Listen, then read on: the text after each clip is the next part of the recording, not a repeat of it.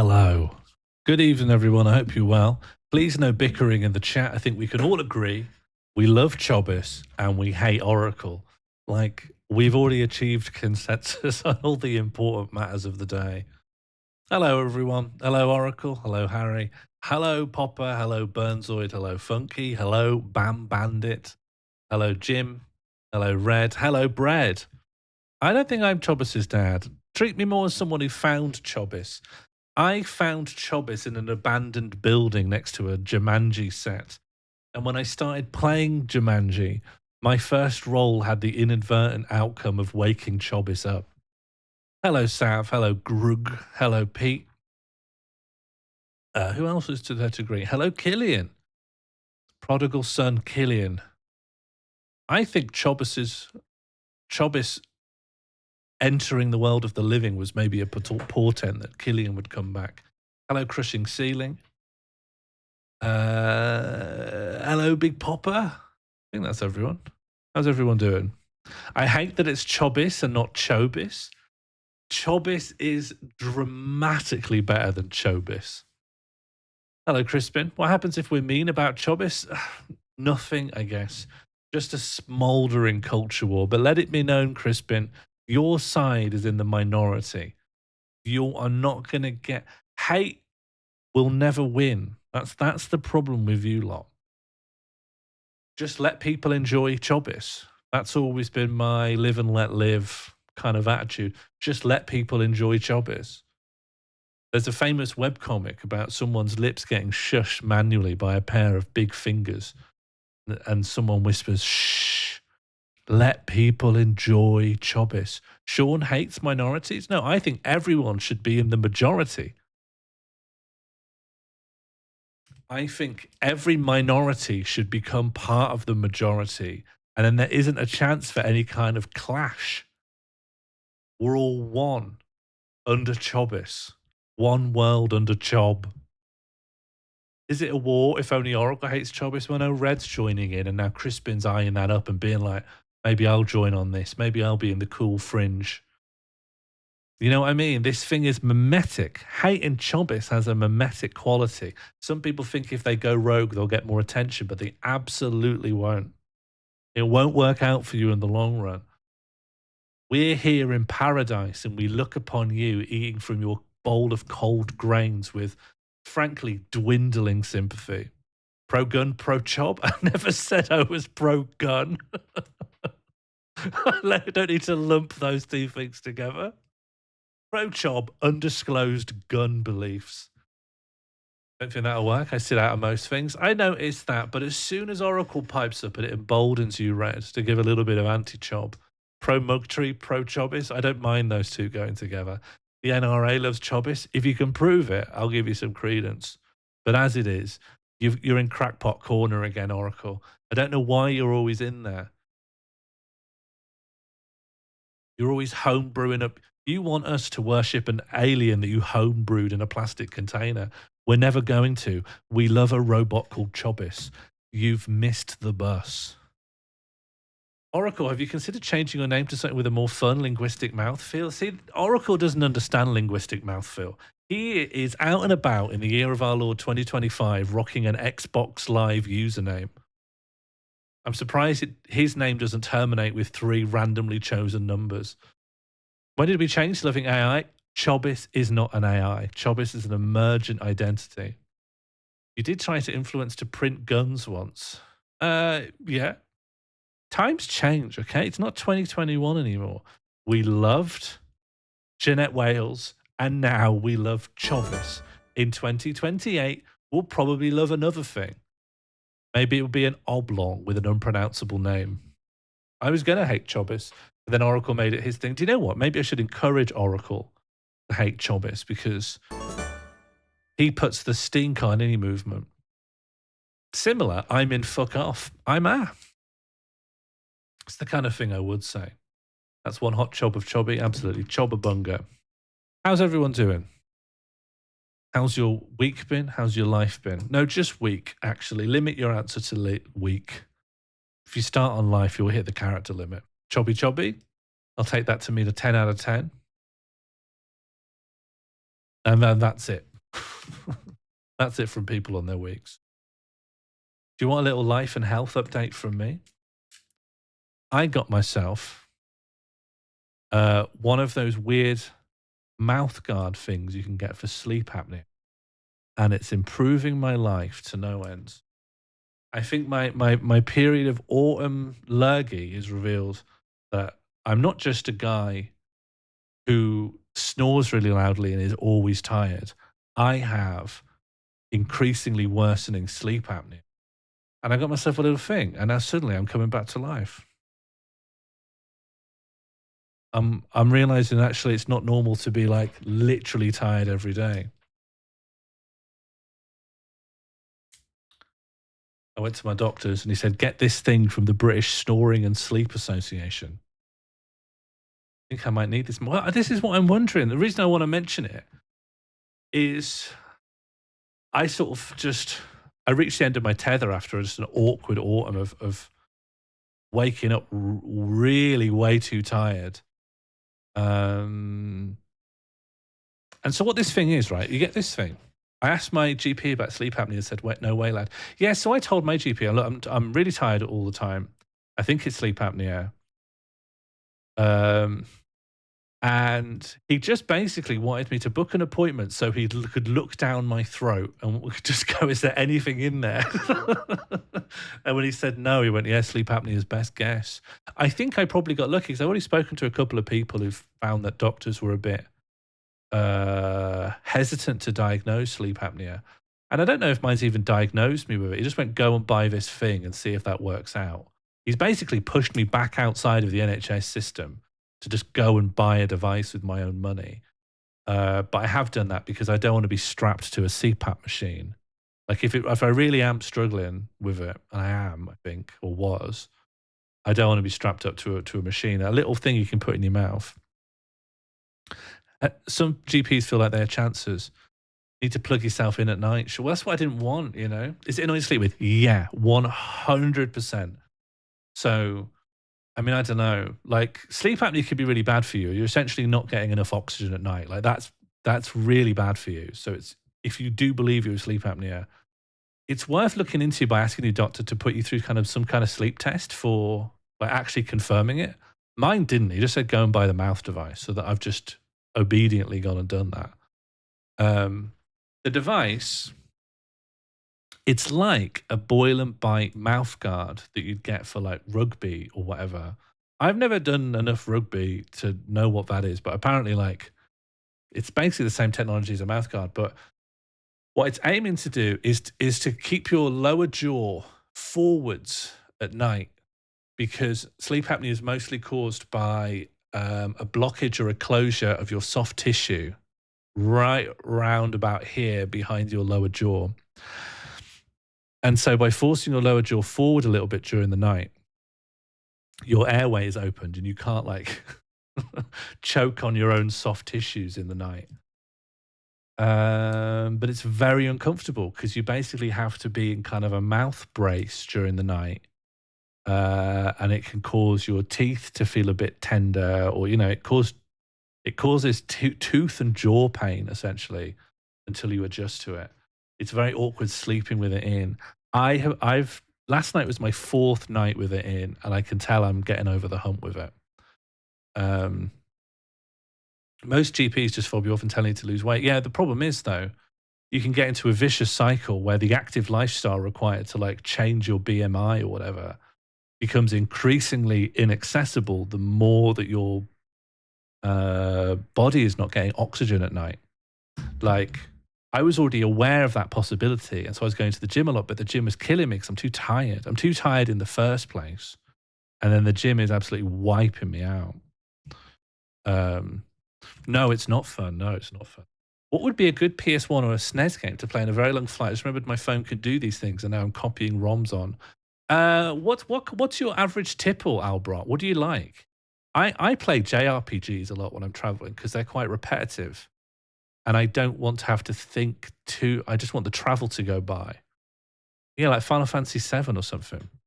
I've been trying to play through the original 3 Final Fantasies, although they're too boring even for travel. FF Tactics, that's a good one. Do you know what I really liked, Albert? If you like, I loved. I played through Valkyrie Profile this year. I think Valkyrie Profile is a lot of fun. See, I think Metal Gear Solid's too complicated for a journey. Are there any good fishing games? Where have you been? Where have you been, Killian? You're in Fishing HQ here. Killian, you might enjoy web fishing. Someone made a simple Animal Crossing-esque fish with your friends game. Yeah, I hope to play Dark Cloud. It's on my big list. Yeah, does Unk Kill not know about Fishmas? Yeah, I mean to speak to you soon, Albert, about Fishmas. I've essentially been in such a massive funk and fugue for like 2 or 3 months. My sleep's just been so wildly poor. And I'm really, really optimistic that this weird mouth brace thing is just going to be so transformative. I think I've been slowly just getting tired over the last like 5 years in a bit of a downward spiral. As I'm tired, I become more sedentary and less willing to do things I don't have to do. And then I become more tired. We need cheery, Sean. Yeah, I think this is going to be huge. I think this is going to be a huge moment for me. I think I've just been slowly getting tired over the better part of a decade. And I think I've just zipped back, you know. I think I was prematurely 75 years old. And now I'm going to whip back to still older than my actual age. I've still lived a terrible life, but I'm going to whip back to probably a good 45. But then you also thought that displaying a square of the wall behind you was going to be huge as well. It has been huge. Albert, it's huge. And no green screen. It's so huge. Look, could I do this before? Here's my International Block Stacking Championships Gold Block Award. I guess it's, well, you'll have to, I guess I'll have to flip myself around. Look at that. It would have been more fiddly to show you this before because there would have been a green screen. It was not easy to just get something. The wall reveal has been, people are going to look back on October. My transition from 35 into 36.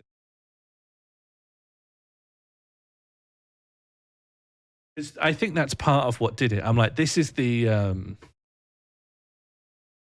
there's no trace of youth left now. I don't think you've got any trace elements of youth left after that age transition.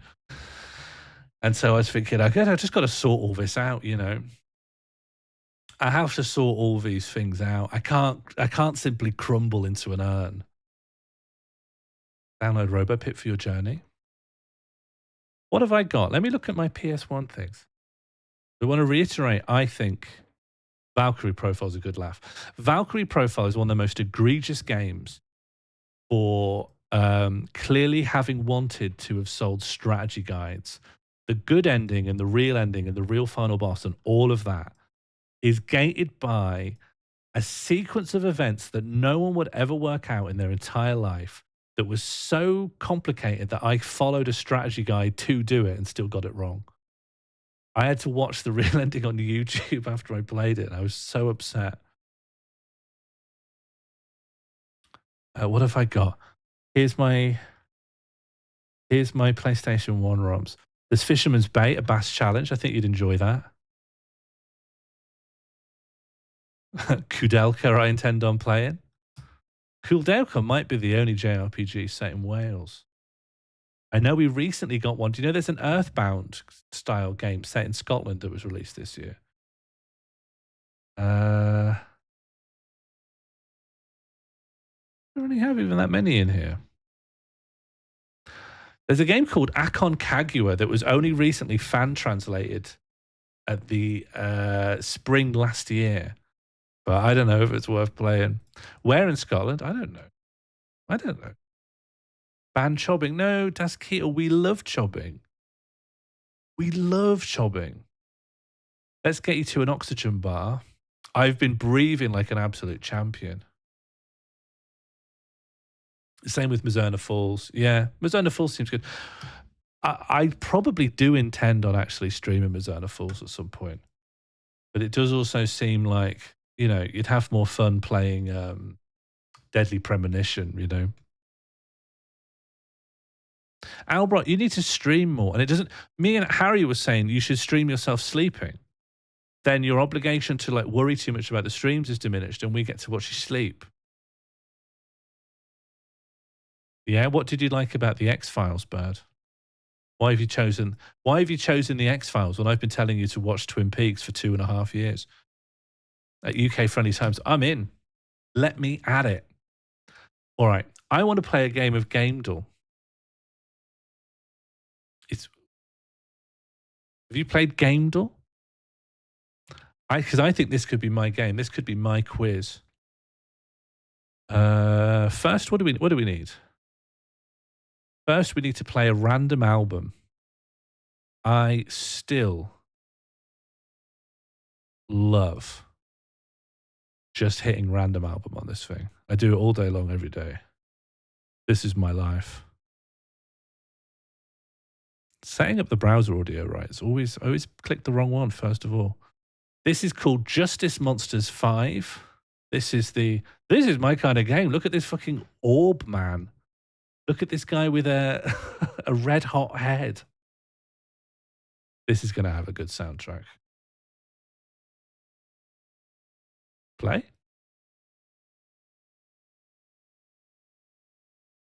Not that either. Is it this? Is it this? There we go. Always click again if you get a mobile game. Why? I actually shoe-old watched Twin Peaks. One of my friends was telling me to watch it in the world is conspiring. Yeah, you should watch Twin Peaks. Have you watched any Lynch films? I shouldn't have said shoe-old. Sometimes it's fun to just phonetically pronounce a typo. Here it wasn't, it was just petty. I thought it'd be funny, but I could tell as I was doing it, it seemed snippy. This, so I don't like superhero music. Steins Gate Audio Series Laboratory Member 004, Kurisu Makise. Hello. Hang on, this is a 14-minute mini drama, I think.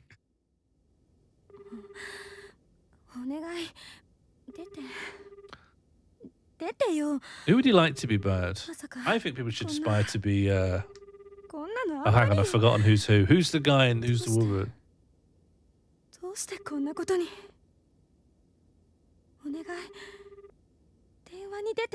Okay, I don't think we need a 14-minute Steins Gate mini drama. Darius Gaiden? Ooh. It's from 1994. It's a good vintage. Here's the cover art. There's no way. It's Taito. It's Taito. We're sorted. Let's fucking go. You know, this is Darius Gaiden.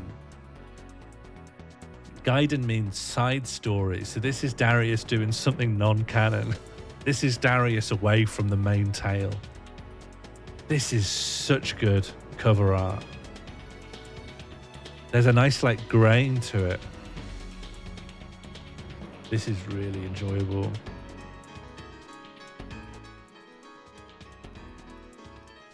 All right, we're off to a good start. So I want to play. Yeah, you a fan of Darius? You heard of Darius Gaiden? After we play some Gamedle. Okay, yeah, I can live with this. A bit of vocals. I've been given a key for a game that's not even out yet. Now, not to reveal that I'm care about these things and want to increase my streamer prestige, but this is the first time I've gotten a key for a game that's not out, and I see it as a real social status. I feel like I've gone up a rung, you know? I get something. Is it Lord Velamir's Castle 2? I'd love to play Lord Velamir's Castle 2. I really hope I'm still on the Rolodex for Goran if he makes a new game. I've never not enjoyed them. We'll talk about that when we get to it. We'll be hosting the Game Awards in no time. Yeah, I think I'd look good introducing 17 awards with a dead face. Thanks, Funky. Okay, so GameDuel's like Wordle, but for games, and you can go on this mode. This was me failing to guess Valorant right just during the pre-stream. It tries to apply Wordle rules to games. I've set this on the hardest difficulty. My maximum streak I've ever got on is 4, and it's so hard. It's so ludicrously hard that it's quite exciting. So we're going to click impossible. So these hearts here, maybe I'll make it a bit bigger. Is that better? I could never. I would like to... I think I know about a lot of games, but I'm not very good at recall. It's like I have a database, but I don't know the right queries to access any of the information. I'm not very good at pulling information out of my head. The other day I sat down and I tried to name 100 women and I choked after 7 and just... my face went red and I was just on my own. I'm like, something's wrong. I don't seem to be able to like methodically go through the information in my head.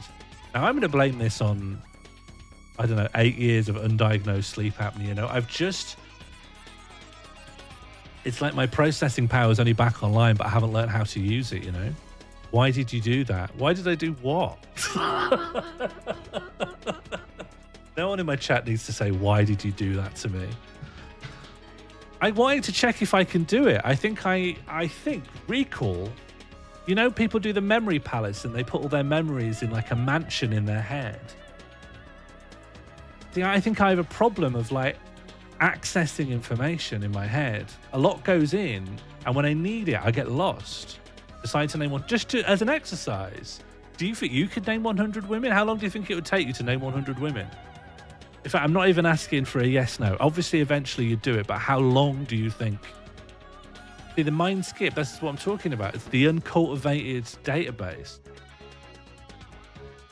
With this was it. I saw a few people playing the film ones. I don't know anything about film. I couldn't do it at all.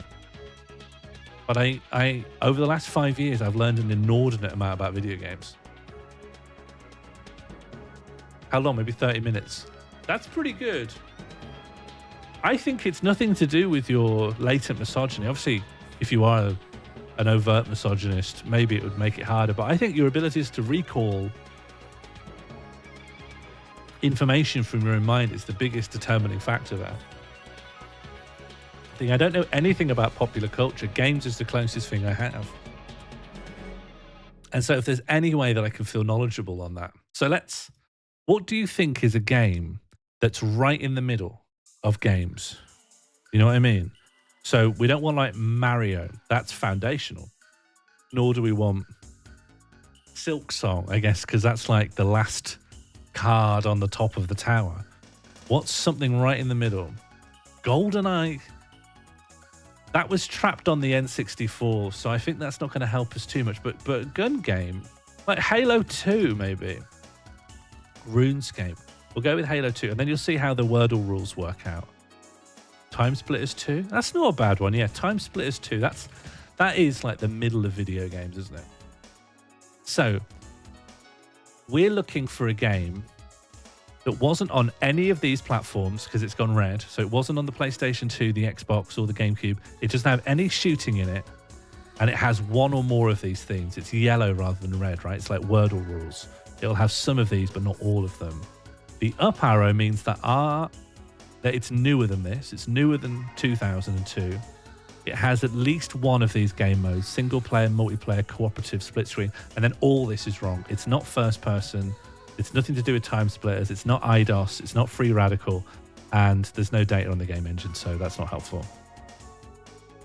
It's a handheld game? No. It's not that it's just not specifically for the PlayStation 2. It could have come out on the PlayStation 3. Mario Kart Wii? That would have been later, but let's go further into the future. Let's go for something that was released like at least 10 years after. We're going to narrow it down. Sid Meier's Civilization. We'll go with Civ 6. Sid Meier's Civilization. We'll go with Sid 6. Okay, so now we know it's between 2003 and 2015. And it was out for at least one of these platforms: Linux, PC, iOS. I think we should assume PC because that's like the biggest platform of all time. Hello, Catbox. Checkers Party. Is that? I'd be impressed if it's on here. No, I'm also relieved that it's not.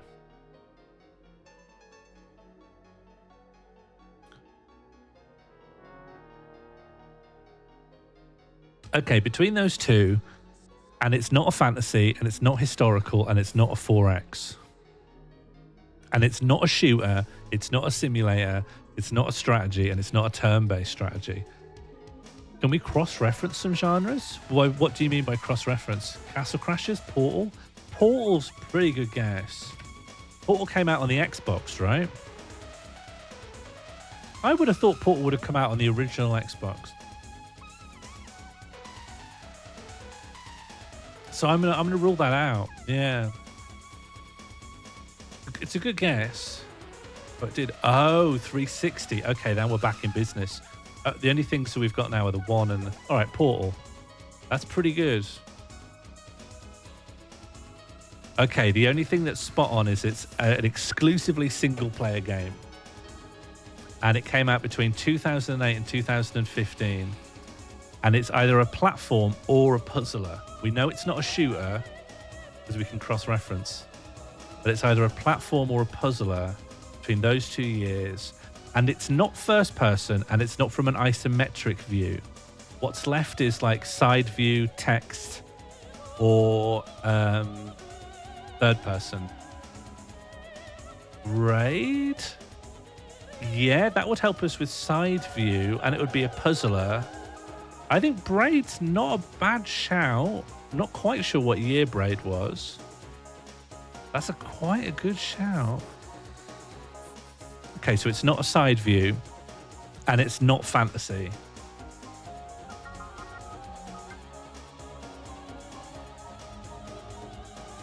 Yeah, Braid 2008.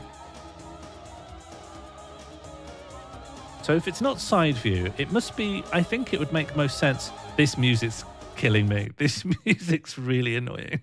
What else is on here?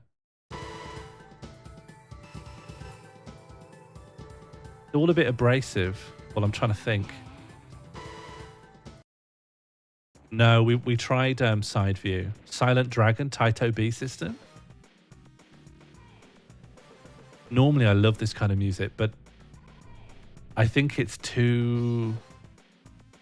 The dynamics is too annoying. I want something a bit smoother. Remastered tracks, Rockman Zero Physis. This could be good. 2005. It's just something a bit smoother than this.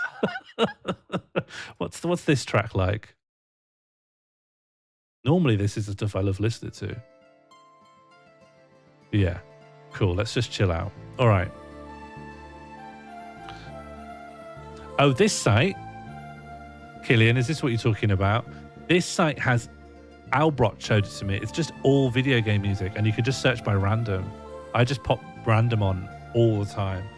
You can get, it's just very diverse.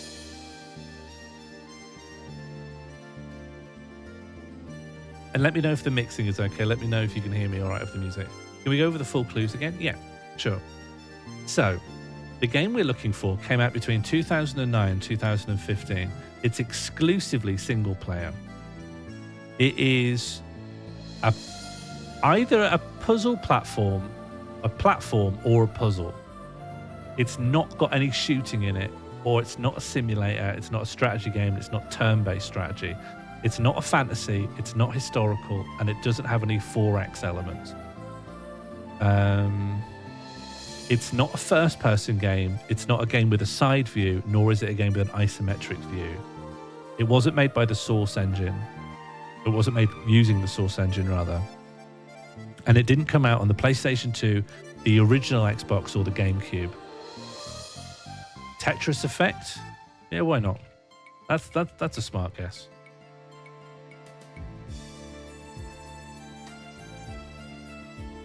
Okay, that's considered puzzle music, which is interesting. What are all these? Oh, right. It's been released for a bunch of VRs.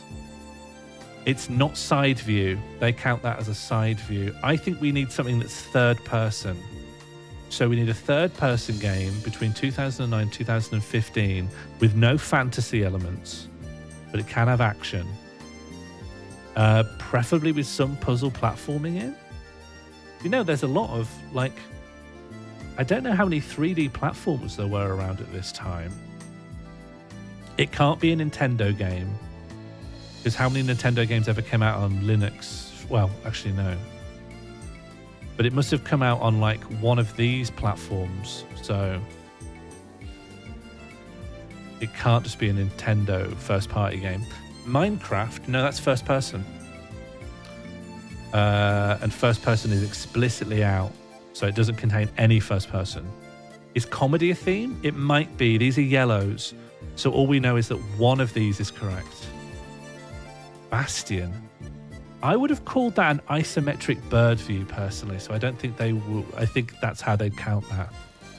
I don't think it can be a Mario. When you look at how many of these are yellow, like one of these must have been one of the release platforms, and Nintendo would never allow any of these. Marios are trapped on the Nintendo ecosystem. I'm saying Rhythm Heaven again. I'll try it, but has a Rhythm Heaven come out on like either Linux, Windows, PlayStation 3, Xbox 360, or Mac? I don't think so. Terraria, that again, that's a side view. Was Astrobot's too recent. Sorry, I know I'm poo-pooing all of your stuff, but I want to win. I want to succeed. Overlord 2, why not? Why not? Overlord 2. It's, by the way, it's really hard. Was there an Overlord 2? Monkey Ball. Monkey Ball. Would that have come out? Was Monkey Ball Nintendo exclusive? Would there have been a Monkey Ball on the Xbox maybe? Mass Effect 3. Let's think about that. Mass Effect 3. Not fantasy. It could be sci-fi. Sci-fi is a commonality in the themes there. It would have come out on at least some of these. It's. I don't think Mass Effect let you go into a first-person view. I think it was exclusively single-player. I think that's not a bad shout. It should help us at least. Okay, third-person confirmed.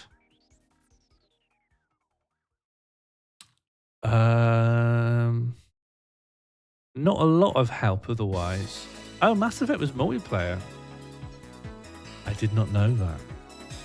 But we've really narrowed down the years between 2013 and 2015.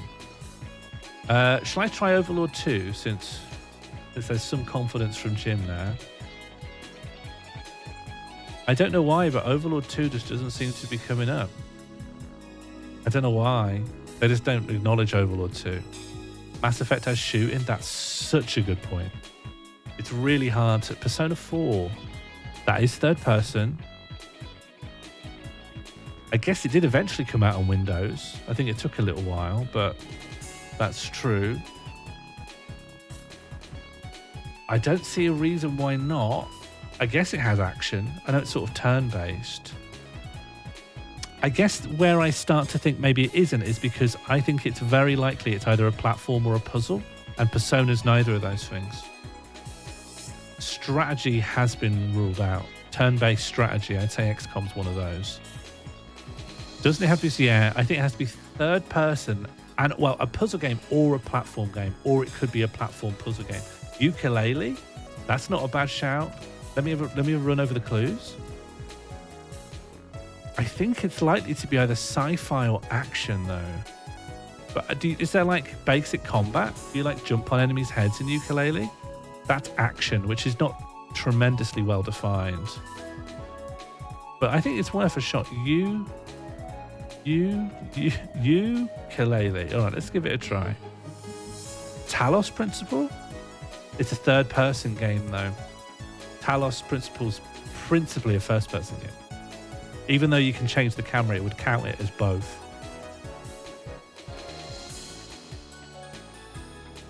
Oh, it's too late. It wasn't a bad guess. Well, apart from the fact the year's wrong. Some Assassin's Creed. Yeah, why not Assassin's Creed? Would they count Assassin's Creed as role-playing? Also, would they consider it a puzzle platformer? I think we need to focus on that puzzle platform element. I don't know what Pyre is, but what is that? Every game's a puzzle game if you don't understand what's going on. Yeah, all games are puzzle games in the first hour. Life is Strange? That's a puzzle game. Isn't it too recent? Life is Strange around 2015. That might be... I feel like it's a bit later than that. I feel like we need something a bit earlier. Mirror's Edge. Ooh. Mirror's Edge. Mirror's Edge is oh yeah, Mirror's Edge is first person. Yeah, good point. Very notably, yeah, you're right. So I should say, this game's impossible. Life is Strange was 2015? All right, let's give it a shout. Life is Strange.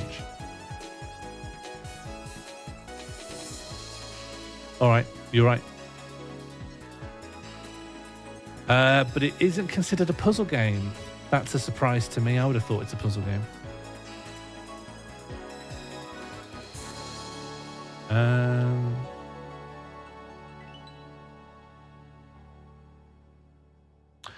We've got an opportunity to get a one-time clue. I think we can only use it once in our streak, but given that we're about to die, I think we should use it here. Okay, it's told us specifically about the genres. It's a point-and-click puzzle adventure. So we're looking for a point-and-click puzzle adventure that's exclusively single-player and it's third person. Released between 2013 and 2014. What was released that was point-and-click around that era? And we left the Mystery of the Druids. Do you know it might? I mean, it's... could it really be? No, it doesn't acknowledge it as existing. Double Fine one. Oh, what? Broken Sword or something? Do people normally know what engines games are made in? A certain kind of person does, but no, I'd say no. Broken Age. What do you mean Broken Sword? I'll put it in. I don't even know what this is. I mean, I'm ready to die. Let's do it. The Walking Dead Season 2 Telltale Games.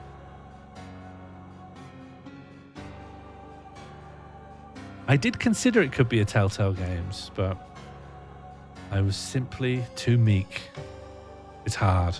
It's really hard. We'll try one more. I managed to get a streak of 4 once, but just happened to be games I knew or came to mind easily. All right, what did we say was the middle of video games? Portal or something. Portal's not a bad place to start. Okay, it's a first-person game that was released earlier. No, they released more recently than Portal. And it wasn't a Valve game.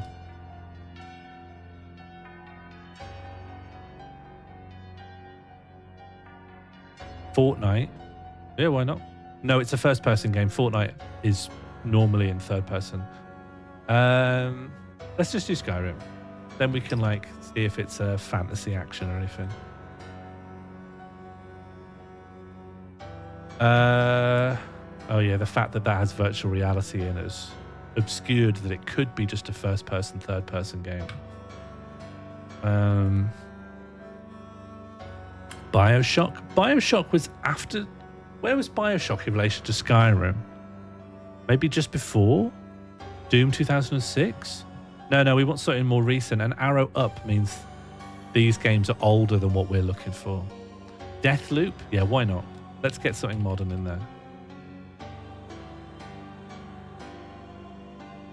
Oh, it's more recent than Deathloop. Okay. Also, it's not strictly multiplayer. Sorry, it's not strictly single player. You can play it single player, but you can also play it in some other game mode. Silent Hill F, you can't play that in any other game mode other than single player. And also that's a third person game, whereas we're looking for a first person game.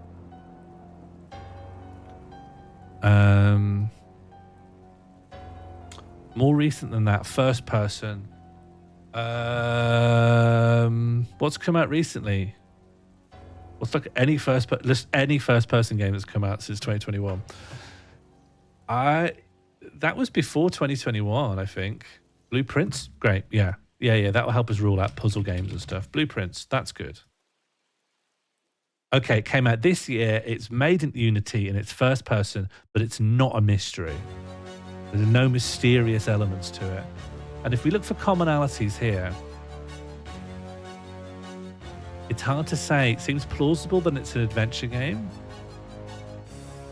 But also, one of these is correct as well. So it's probably an adventure game, but it might also be a shooter or a platform or a puzzler. Well, I don't really know much about MMOs.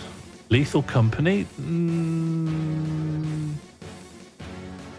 Maybe. Would you call Lethal Company an adventure game? I mean, adventure of all the genres, adventure game is... What would you say an adventure game is? I feel like it's a bit of a vague genre designation. Silksong is not a first-person game. Is it worth checking Call of Duty? Yeah, okay. Didn't Battlefield 6 or something come out? I know that's not Call of Duty, but like... I think that could be a good one to rule out. This game has no shooting in it. Also, it's a game in which you can play single player and, well, maybe multiplayer, maybe not, but possibly single player, multiplayer, and something else. Yeah, we need something in the Unity engine. So the Unity engine suggests maybe a smaller development thing. Maybe it doesn't suggest a AAA studio with its own in-house engine. Can you mouse over the question mark on game mode? Yeah.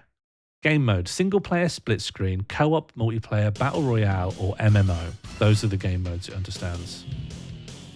Peak is a shout? Yeah, let me have a think about it. I would say Peak could be an adventure game. I actually haven't played it. Multiplayer. Is there any game modes that you'd say is above and beyond single player and multiplayer? And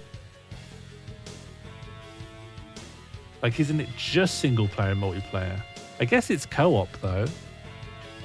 I think trying Peak isn't a bad idea. Peak would be the single player and co-op. Yeah, but that could be right. Single player and co-op could be what we need. Congratulations. Well done. Who suggested Peak? That was really good. Huge. The streak has begun. It's pretty good, hey?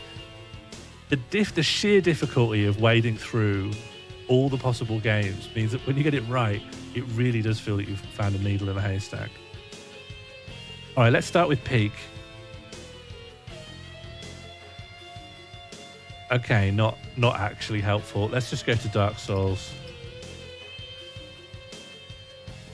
All right, it's a third-person game. It was definitely released on Windows. It's probably adventure, given that commonality. I think it would be good to pick a game next that's just single player. Bird should get a shout out, yeah? Can everyone please follow Bird, please? Very, very smart. She's doing amazing things. You should hear her TikTok micro essays. The things you'll learn about abjection would make your eyes spin. Well, nevertheless.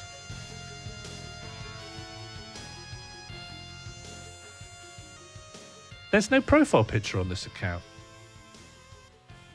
Oh, do you not have a picture on your Twitch account? You just nothing? All right, where are we at? We should pick a single player game. And maybe we should rule out some shooting. Let's just put in Doom Eternal. I think it will help us triangulate. It does contain shooting. Oh yeah, that's the first person game. It's a game that definitely contains shooting between 2012 and 2019.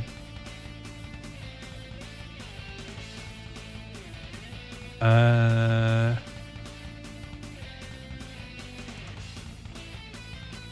think we need to rule out. I didn't realize you could play Doom Eternal multiplayer. That was useless. No, I want to find a game that's exclusively single player. I think we need to rule that out and learn what game modes we're interested in. Shooting is confirmed.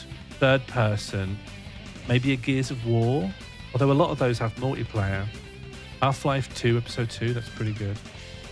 That's pretty good.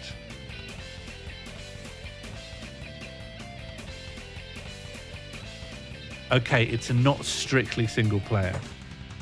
Oh, and it's third person, so we need to try and stick to that. Uncharted.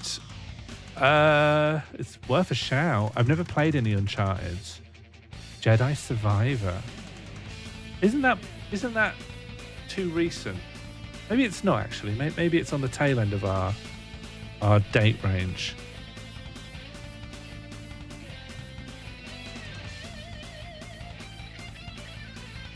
What's Running Man?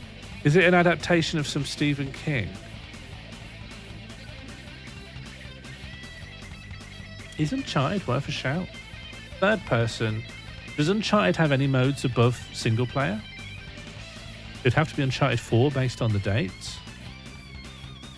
Army of Two. Third person, single player and co-op. Cool. Don't really know it, but I trust.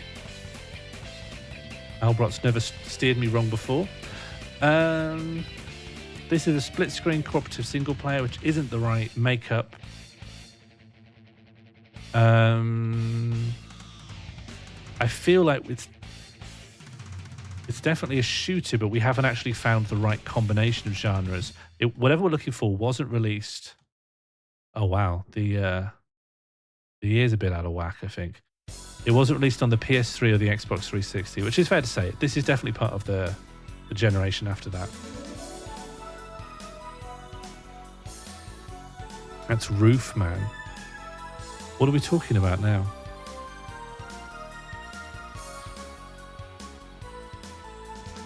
Do the platform symbols add up to Windows only? It's hard to say. What we can see from Peak confirms it's definitely at least on Windows. But that doesn't mean it wasn't on some of these other platforms. The only ones we can rule out is PS3 and Xbox 360. GTA 5? Does GTA 5 allow you to go into first-person mode? Because they will rule it out on that basis.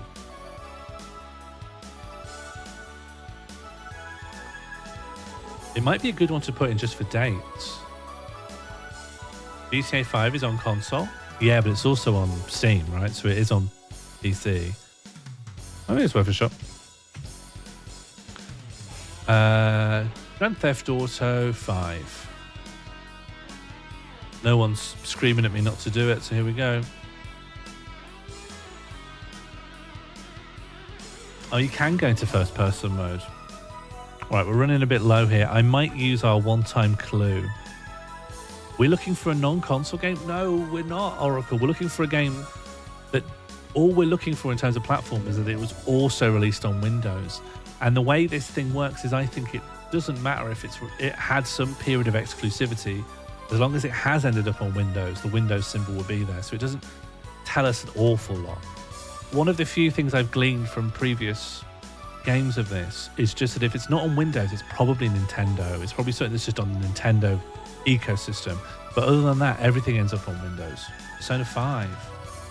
It's third person, but it's exclusively single player. I don't think there's any other game modes other than the main story. So it's not on PS4, Xbox. Everyone else seems to understand this, Oracle.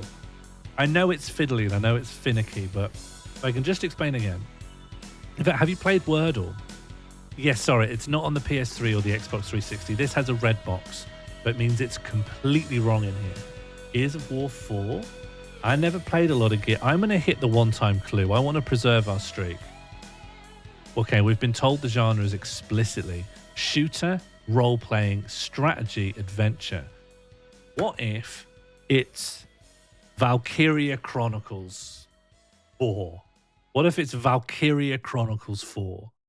That's a third-person game that is shooting, role-playing, strategy, adventure. No bot EA. Yeah, EA out, and EA published Mass Effect. Is it worth Valkyria Chronicles 4? How many games are shooting but also tactics? Oh no, Valkyria Chronicles I think is exclusively single player. And if it did have a multiplayer game, maybe it's got a split screen mode. I don't know. No, don't full trust me. It might have been released in the right time frame. Oh, 2018. I fucked it. No, not good. The Ghost Recon one. Something XCOM. Oh, XCOM. I don't know my XCOMs. I know that Enemy Unknown's the one that everyone plays. That's probably the most recent one. Could it be Lego game?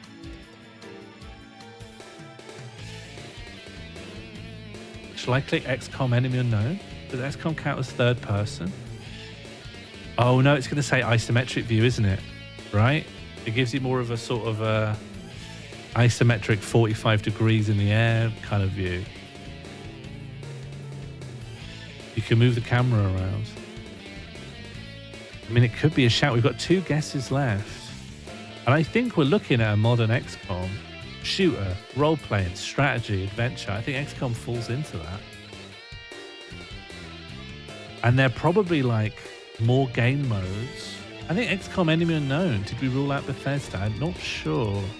Yeah, Bethesda Softworks when we did Doom. Yeah.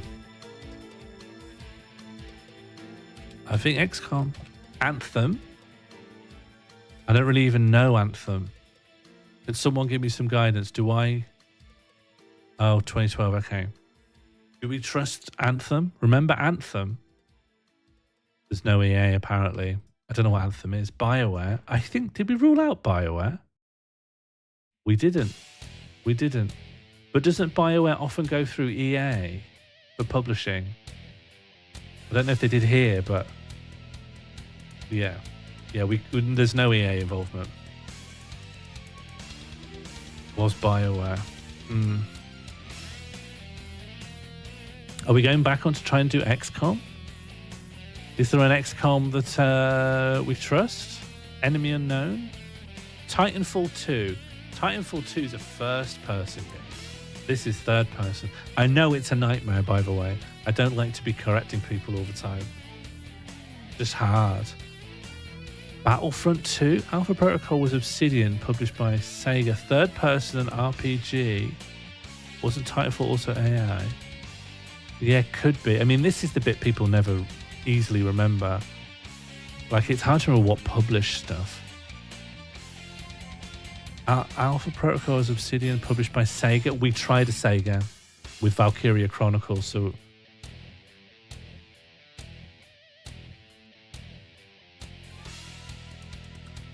A strategy role-playing shooter. I do think XCOM makes sense. Or do we rule that out? Who made XCOM? Has there been an XCOM since 2014?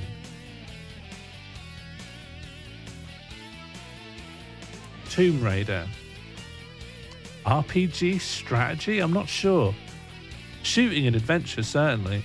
And maybe she's got a skill tree now, for all I know. But strategy?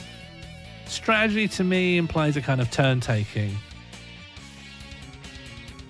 I think XCOM probably is isometric. I don't think you get out of being isometric because you can spin the camera.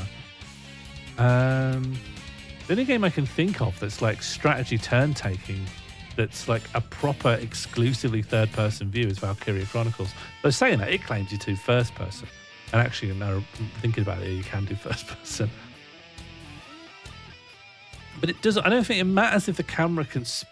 Well, I don't know. It depends how much it can move around. If you can spin it on an axis...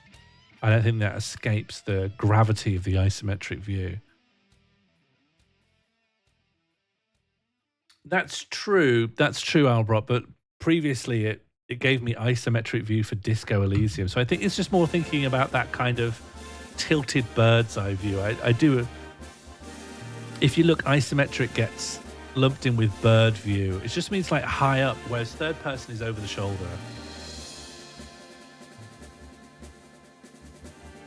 What about something like Metal Gear Acid? What about something like that? Are we in the right time frame? I feel like maybe it's too old. What on earth is that?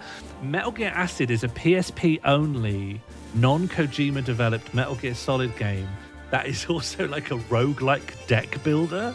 It's kind of mad. I haven't played it, but one day I will. It's not really a roguelike, but it is a deck builder. I'm going to say Jedi Fallen whatever. Is it a strategy though? I think the strategy here really narrows it down, but also makes it wildly hard.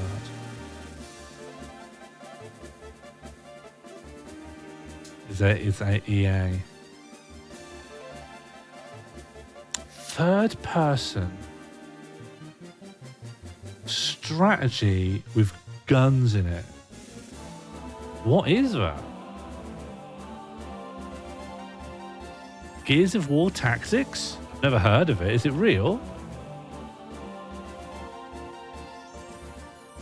Is it real though? I know sometimes it feels like every game has a spin-off with the word tactics in it. Rainbow Six Siege, is that a tactics game? I swear it was real. PUBG won't be a tactics game though, it's still run and gun. I don't know if it has RPG elements. Alright, if Bonezoid thinks Rainbow Six Siege, we'll see. I haven't played it. Is it an adventure strategy role-playing shooter? It's first person. Well, I'm getting rid of it then.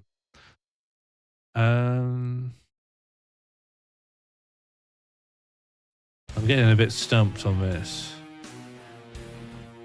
I just don't think there's a lot of strategy RPG shooters. What else could it even be? Unless it's something mad, like it's counting the skill tree or something in a Battlefield. I mean, you could say strategy, I suppose. Maybe it does not limited to turn-based. Darkest Dungeon 2, is that...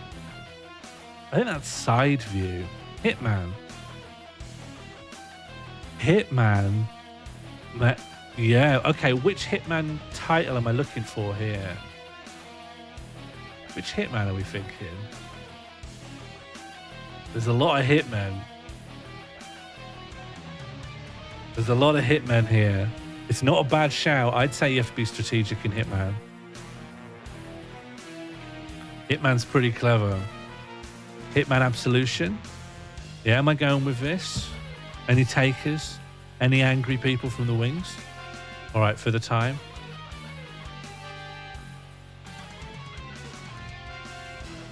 It's the wrong time. And this would call it a tactical adventure. I do think strategy ends up being like a shorthand for turns. The 2016 one was, well, it's not this franchise. The last box here tells you if you're in the right franchise or saga, so it's not a Hitman. We've got one more guess. And I do think it's okay to cut our losses. I don't think we're going to get it. I think if we were going to get it, we'd have it by now. Is it like a JRPG style shooter? I don't know. Persona 5's not a shooter. Oh, well, no, there are guns in Persona 5, but I don't think they'll count them. Oh, what are we on?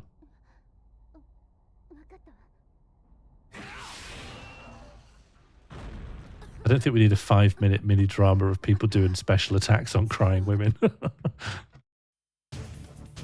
Yeah, great. Now we're gaming. Metal Gear Solid 5? That... Third person. I wonder... It's sometimes really finicky at what counts as a game that has first person and third person in it. And you can definitely look down some sites in that game, but I just don't know how strict it'll be. But I do think it's worth just putting something in because we're getting really stuck. Metal Gear Solid 5. Like, I think it's probably not this. Hello, Cressup. We're playing Gamedle. It's this really super impossible Wordle, but for video games. Cressup, can you think of a game that was released between... Yeah, maybe Phantom Pains would be good. No, hang on. Ground Zeroes was that like prequel mini episode, right? We're looking for a game that's a shooter role-playing strategy adventure game released between 2014 and 2017 that you can only see in third-person view.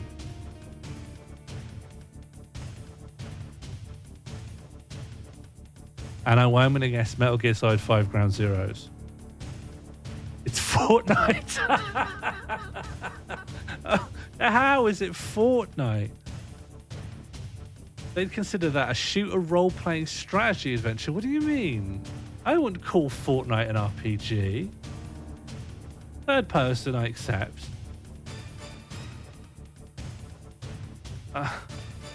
I think they're stretching strategy here. However, maybe it's more of a strategy game in the first person, in the single player mode that no one played. Isn't that more about surviving a zombie thing? Has so many modes. So if you're being really strict, the game's had so many modes, it probably incorporates a lot of things. But yeah, the idea of calling Fortnite an RPG maybe stretches the limits of my brain. All right, that's Gamedall. And a good time was had by all. Now, I have been given a key for a game called Below the Crown, which I am quite interested in.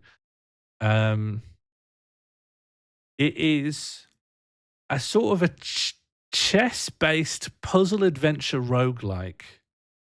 But for some reason, sometimes it asks you to fill out like personality questionnaires.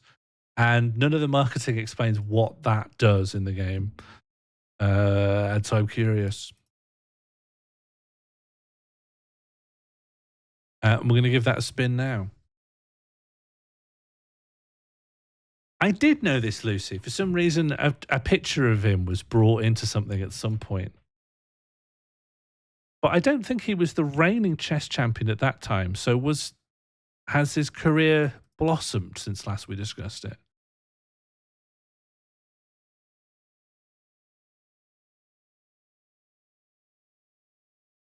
Okay, let's chess. I haven't even loaded this up before, so I don't know what's going on. This is an early access game. This game releases in about 3 days, I think. The Emperor demands that you delve into the castle depths in search of gold.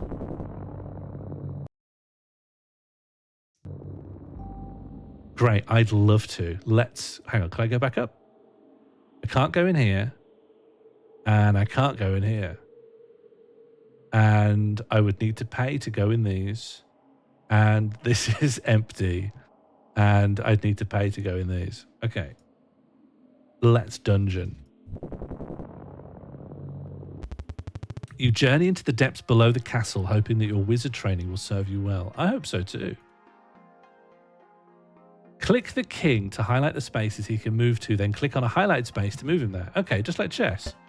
Where can the king go? Here. Love it. Love it. Right. Oh, I'm a natural at this. Yeah, can we get a +1s for chess, please? This is a chess stream now. You can -1 chess as well if you hate it. Who here knows your basics of chess? I don't think you're going to be required to know chess really, but who here knows their absolute basics? Choose a card to cast a piece on the board. Now we're talking. Roguelike deck builder chess game. Burns' dad was a gigantic chess player. A true Goliath of the game. Bird, you'd love chess, honestly. Chess is a real vibe. Chess is the new astrology. Not that you like astrology, but I also think you would like it if you gave it a chance. By which I mean astrology, but also chess. All right, Rook. Cast pieces where your wizard can see. You cannot cast them adjacent to your wizard. Okay. Rook. Rooks move in a straight line, horizontally or vertically. Ignore this bit, Bird, because this is teaching you the rules of chess. Burns, have you seen, in what sense is chess the new astrology? It tells you about yourself. Do you open up with the Caro-Kann? Oh, you must be a Taurus, you know? They map onto each other perfectly. They're like two gloves kissing.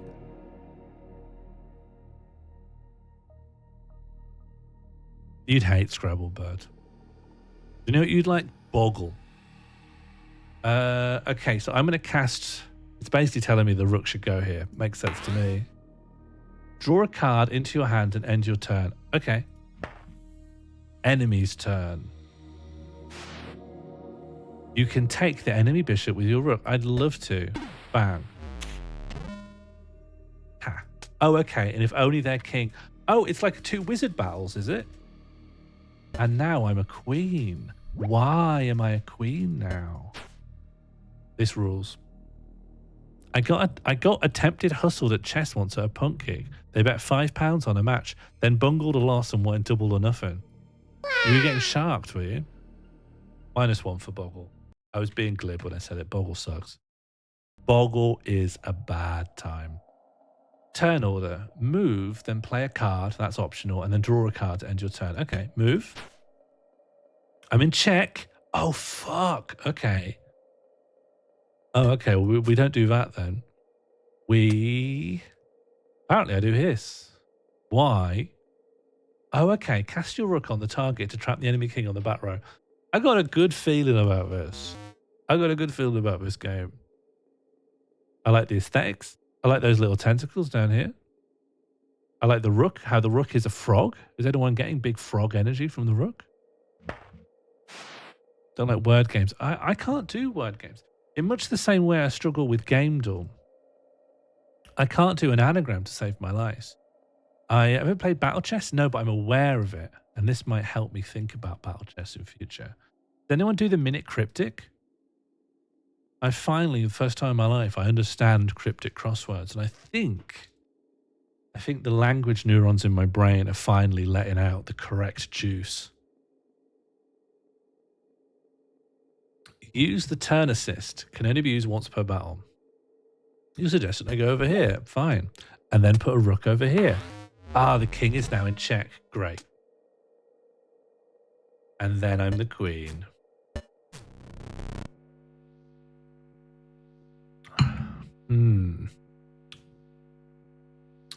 Please indicate your current mood by placing a point on the graph. Which line is X and which line is Y? Please don't become a cryptic guy. Why, Breddy?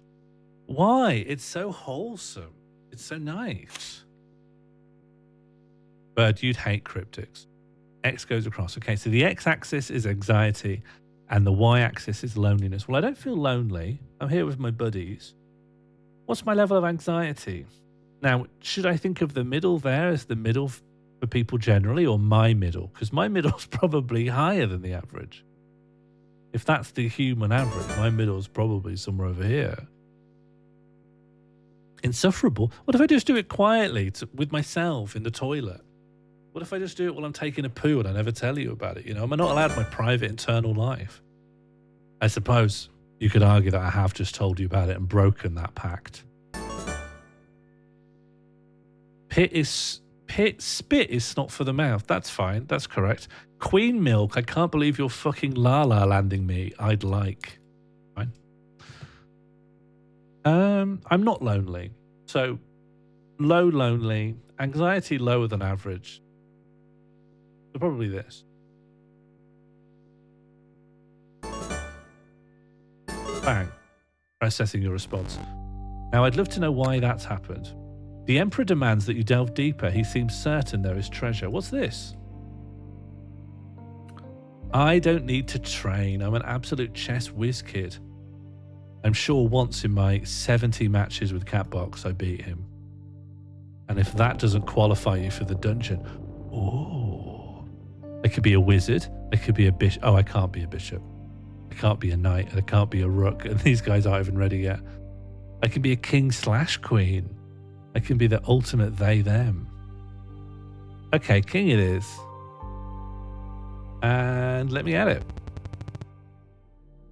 This isn't a lot. This isn't a lot. Okay, select additional pieces. Why would I pick... Okay, so there's a prince, which could just go one adjacent space.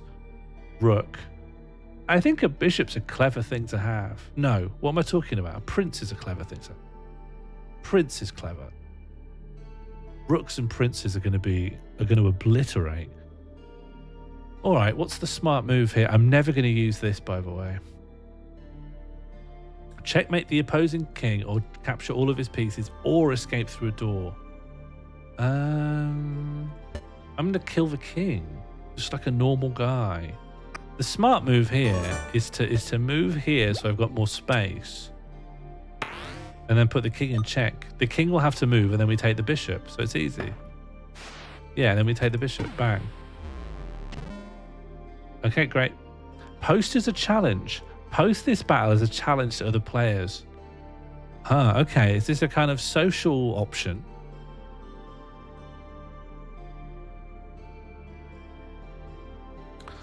I don't want to do that. I forked 2 pieces so I get an extra reward. And then, hello. Yes, it's a roguelike deck builder. Okay. Do I want to freeze? Cast on enemy piece within your sight to freeze them for 5 turns. Frozen pieces cannot be captured. Or do I want to put slime on a tile which interrupts movement across that tile? Slime, please. This is a good time. This is a little something for me. I think I want to collect money. And then I'm going to pop a prince somewhere here, like this. And then I think I've made a risky move, but we'll see how it plays out. I would like to know about recent chess drama. Did you not see what Return did? Return? What do you mean? What do you mean return? Doesn't matter, I've committed now. Okay, well why don't I go and crowd out this? And while that's happening, I could threaten the rook and the king, which should get me the rook. There was a 3 choice. Oh. Oh, I didn't see. All right. I think that's still good though. And then I get the rook. And then I can only do 1 move at a time, which makes perfect sense to me. Okay, great. So far, I'm curious for when and how it gets difficult, because it's very straightforward at the moment. Upgrade a piece. I can upgrade a piece with Stomp or with Wrap. I don't think I'm interested in... I want Stomp. And I want to give Stomp to my bishop.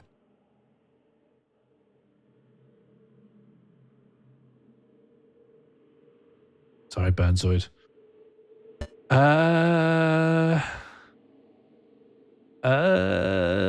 If I go down 1, then I can visibly diagonally see this. I can put a rook on it. And that should get me... Oh, no. Fuck, I've lost a bishop. Undo. There we go. Because that bishop would have taken the rook. Is chess still a gendered sport? I think it's been degendered in some areas. Chess is like so everywhere that there's just lots of different tournament rules. Catbox will know more about this than me. Where's a good spot for my rook then? Possibly go here and put the rook here. But then the king has to move out the way and I get that bishop like so.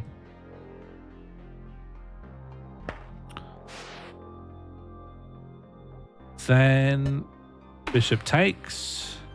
And then I think we should... I don't know. We can't really threaten the king like this.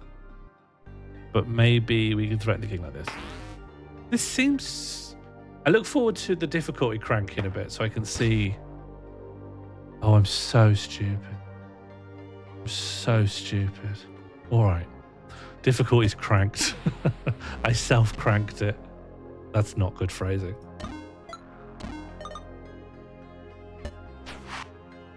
Choose a skill for your wizard. Injury. Your piece was injured. Captured pieces become injured. If an injured piece is not captured in the next room, it will heal.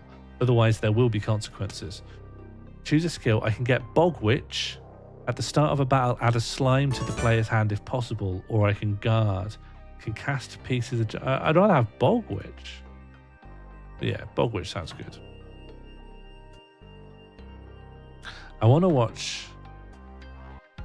I don't know how to pronounce that name. Interview Eric Adams, but the clips she's posted make me so viscerally uncomfortable I'm not sure I can take it. Maybe worse than the Chet Hanks interview.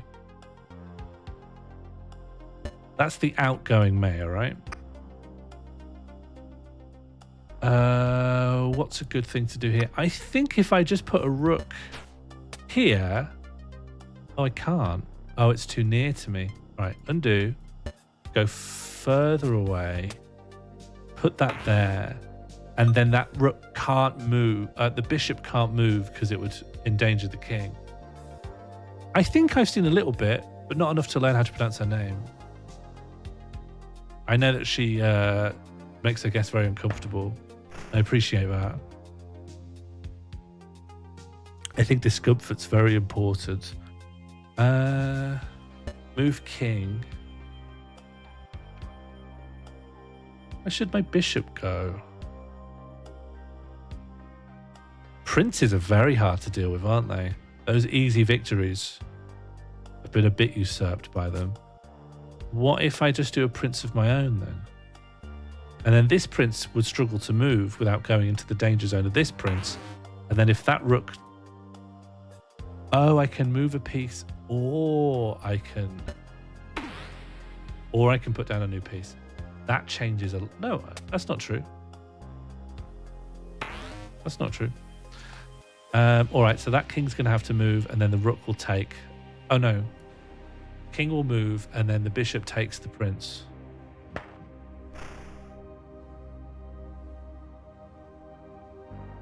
Z-Way. I don't think I'd squirm, though. I think I have a personality where no one wants me to be unhappy. But I do think it would work out like quite well for me. Where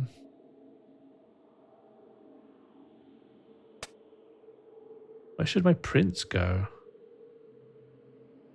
Maybe here. I think I engender, not compassion, just people just desire that I'm happy. And obviously that's great for me. You know, I have every incentive to encourage that. A bit of pressure like that. And then another rook, because why not have more rooks? I've got this locked. I've got this locked down.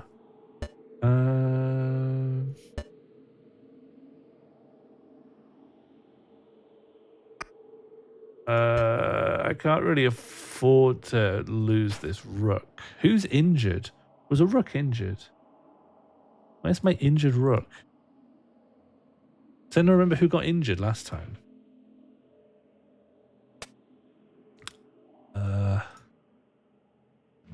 Move your prince. My prince is doing great. Oh, my prince is injured.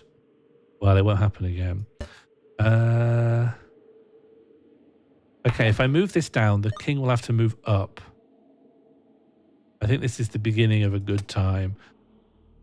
I think I'll be fine. You could skewer the prince? Yeah, with who? Look, I can afford to... I think I need to save the bishop, now that I've learned. And I'm not in a rush as well. Crucially, I'm not busy. I think. And if I do this, the prince can't be taken because it's defended by the rook. So I can just keep pushing this guy up, I think. Maybe. If this happens, he could move down, but only to that one space. So if I also put a slime... Oh, I can't. Hang on. If I go back, and then is there a place I can move where I can see the slime? No, not really. No, not actually. But if I do this and move this guy, oh, I can't do that, can I? Move him like that. Move me. I can't move me and the prince. Fine, that makes perfect sense. Move up one. I just want to be efficient. I'm going to skewer the prince, like Catbox said. And then I don't have anything to. Then I've won, so it's done.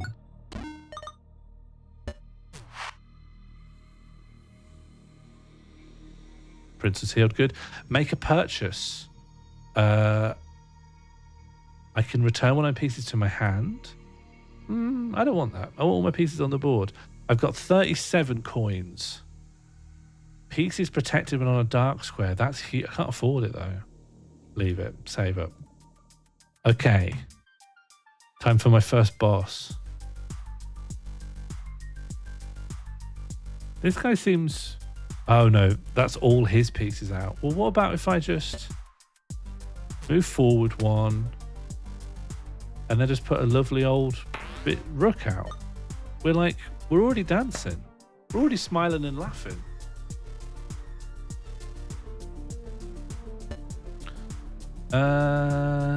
What do I have?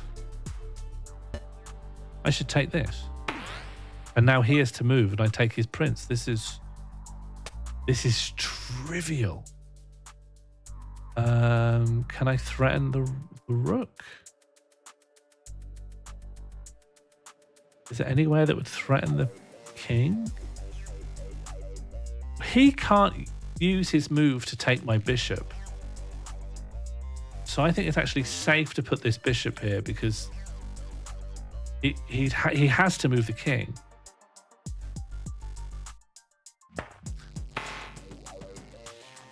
And so then if I take this, then he's in check again.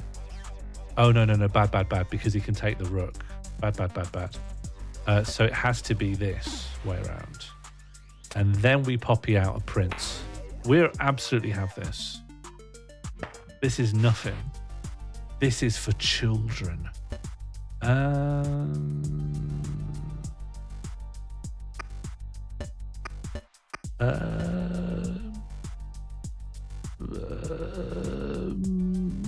What do I want to do? What's the quickest way of doing anything here? If I do this, can I just pop another rook out? Yeah. These rooks will mutually reinforce. In fact, I'll pop it there. I think I'll be quids in at this rate. Hello, Summer. Oh, let me change this over. This is Under the Crown.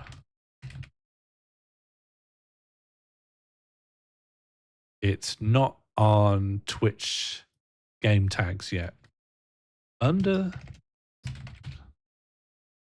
Yeah, check I'm not misspelling anything. It's called Below the Crown. 1 follower. Well, let's see if we see them. Anyone else have a tummy? Not me. No, I feel great. I made a vegan shawarma kebab gochujang noodles for dinner. Gochujang can never give you a stomachache. It heals. Yeah, have you been drinking your home-brewed brown liquid?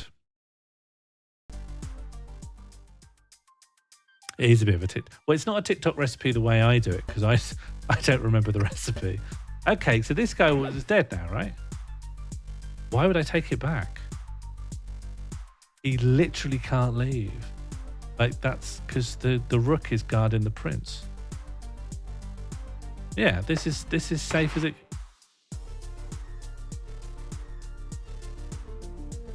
What just happened? Chat, what just happened? I'm in chat, you're right. I didn't... All right. That sucks. Let me back in. Let me just do it again. It told you were in chat. Look, a lot's going on, okay? People accuse me of being a TikTok cook. Whereas actually, I don't know what the word is for what I am. Just, Try hard.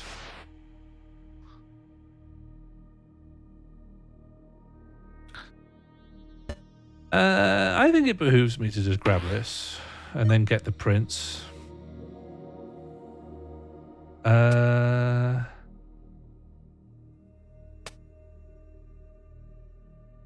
don't know. But it's good to put a slime here. Maybe here. Maybe like here, because then the rook could never go there, right? Like that's not going to happen again now. Oh, that is bad. Well, all right. Yeah, that sucks. Okay, well, these will mutually reinforce. Although he might still take it, so maybe a bishop would be better. Maybe none of this is good. Maybe none of this suits me at all. What about if I go here? Then he has to be scared for his rook, and then I can put down a bishop that should... Oh, it's not achieving anything for me. But if I put that there, once I've taken the rook and moved on, then there'll be some threat. No, I'm going to lose the fucking guy. That's why we don't do that. We do this. We move here, and then we put our bishop here.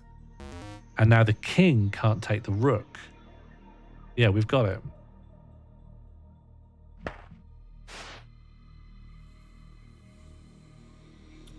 Yeah, maybe mine was Vivera. Vivera is pretty good. I need to get back to making my own seitan. I was on top of the world when I was making my own seitan. All right, so now that's so clever of me. That's so smart what I've just done. And now the king's fucked because he has to go down, and then that guy goes. No, that's not going to work. that's not going to work out. But still, it's still a good move.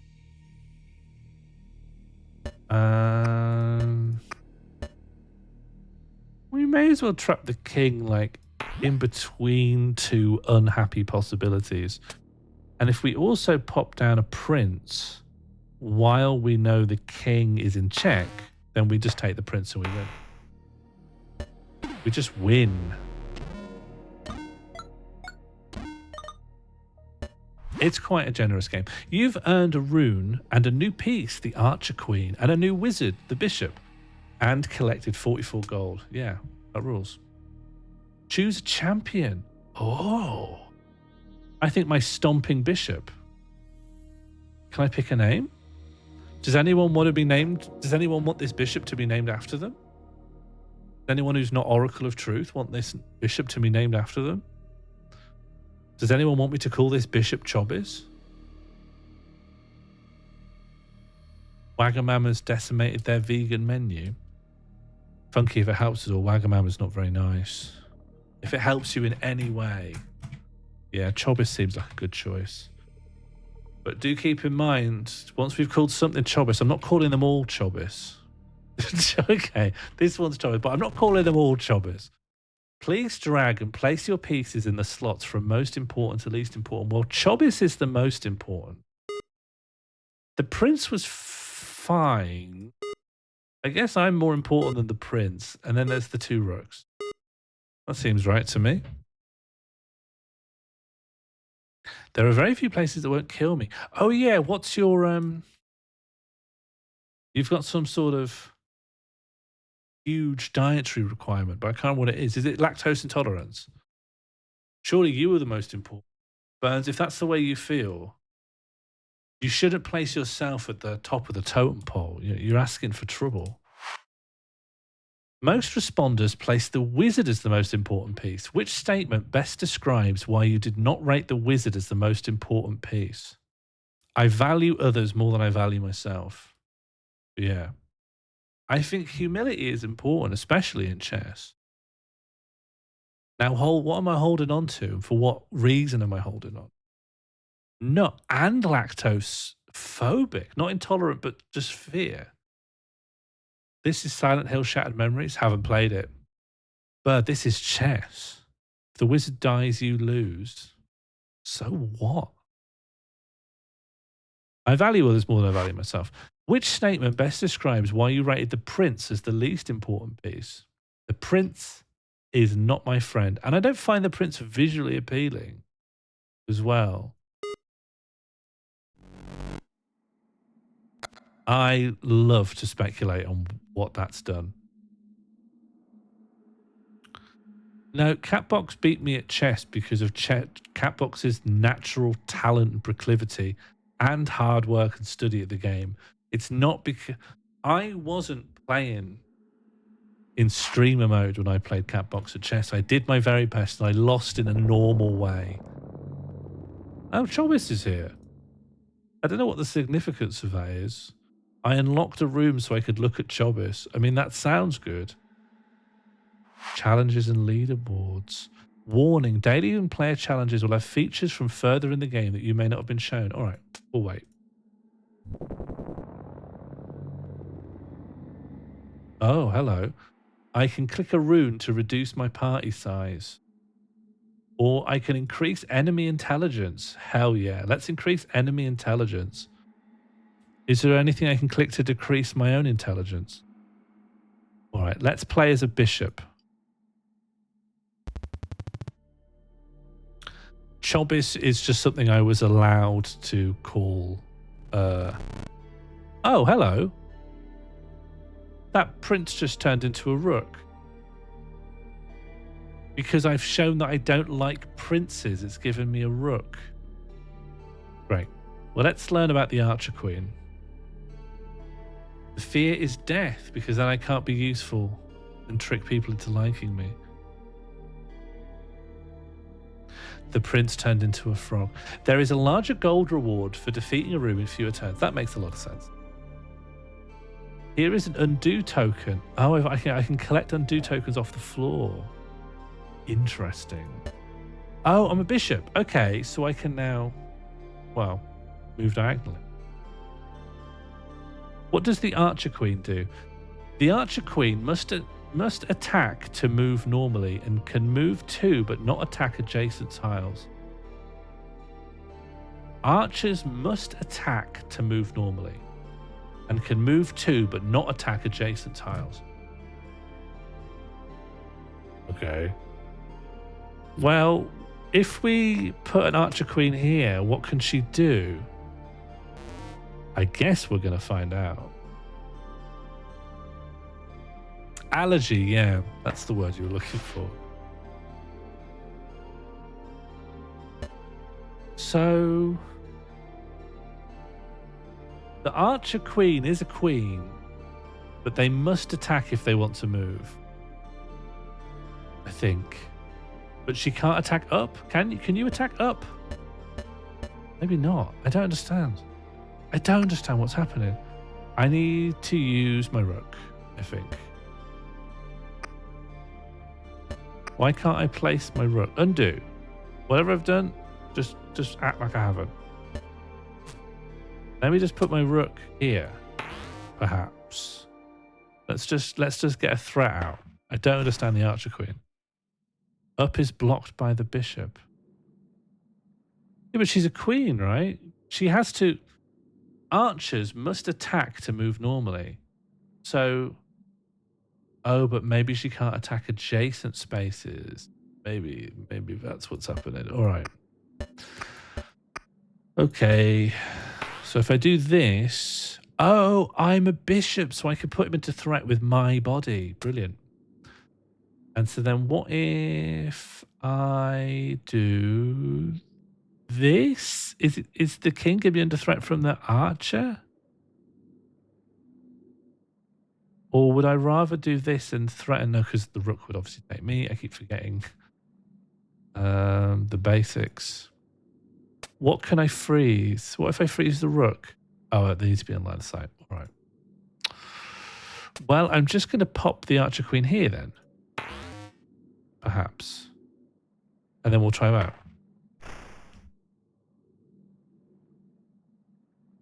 Thanks for chopping on, Darley Sam. How are you doing? Yeah, okay. She can't attack the adjacent squares.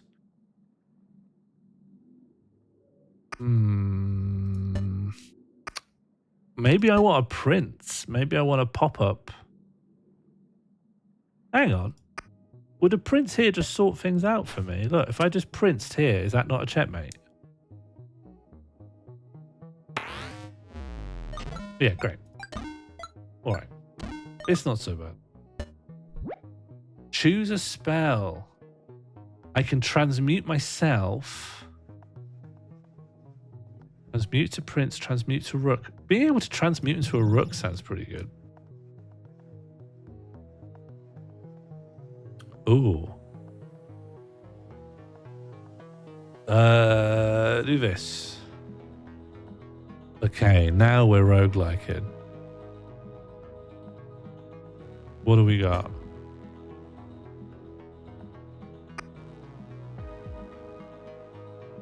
You don't understand return. Where have you seen return? Tell me about return. So much hay has been made of this return. I don't understand it either, if it helps. But I do have an archer queen. I think that's probably what I want to do. It was the third spell. When? Maybe return is the one that just puts a piece back in your hand. What do people think about roguelike deck builders now? Have we all gone through the same journey of playing Slay the Spire and thinking that's great, and then playing a couple more and we think these are also all right. I like Slay the Spire the best. This, I think, escapes from that because this is a chess tactics card game. But there's still roguelike deck builders coming out every which way. Great. This is Archer Queen actually seems pretty good.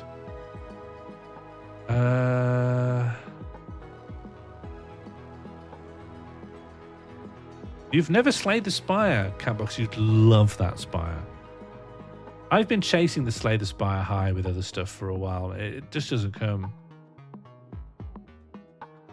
Maybe I need a prince. Maybe I need to move. Maybe I need to go somewhere. Oh, it's either I move or... Well, it's best to do this. Then I should just transmute to rook, shouldn't I?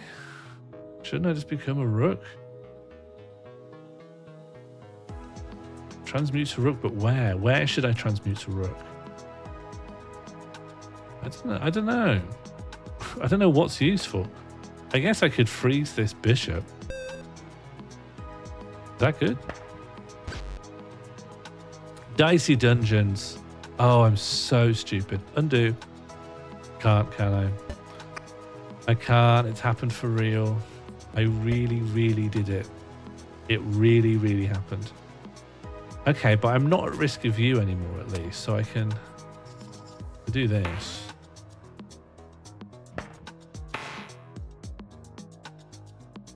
Oof. Okay. Well, what do you think of this then?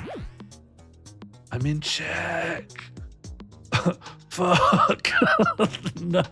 No. Fuck. Okay, well, at least this way I'll be able to take back. I've really messed this up. Yeah, but I'll just take you back. We're good again. Man. I'm really messing up today. Okay, upgrade a piece. Upgrade hurdle. Can pass through a single obstacle. Interesting. Can attack 2 tiles in any direction. Hurdle. And I'll give it to this Archer Queen. Yeah, I'm looking forward to Slay the Spire too. I do. This seems good. And I played another thing in the Next Fest demo. What was it called? Oh, maybe I played it a bit and then uninstalled it. Why did I do that? Why did I not predict I'd want to talk about it? It was another one about placing. You place down your pieces on a board and they always try and move forward, and you're trying to break the flag on the other side. And it's always about upgrading and adding talents to your little pieces. This one has more bishops, so it's probably worth more to do. Ball X Pit. Ball X Pit seems all right. I don't think I need it right now. Just don't think I need a Ball X Pit, if you know what I mean. If I were to go here, then I could pop a rook there and it just challenges everything. Just challenges everything. No! Only joking. Okay, and then an archer queen can go here and threaten the king, and everyone's happy. Oh no! Actually, that is a problem. Now everyone's happy again. And what if there was a prince as well? Uh-huh. Great, and what if there was an archer queen? This one's quite straightforward. And then what if I win? What if I win?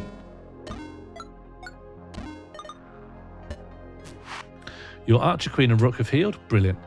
Choose a skill for your wizard. Medusa. At the start of a battle, sacrifice a spell to turn any piece on the board into a statue. Yeah. Yeah, I don't even use all my spells. Let's go for the mystery. This is good, though. This is a pretty cool time. All right. I need to sacrifice a spell.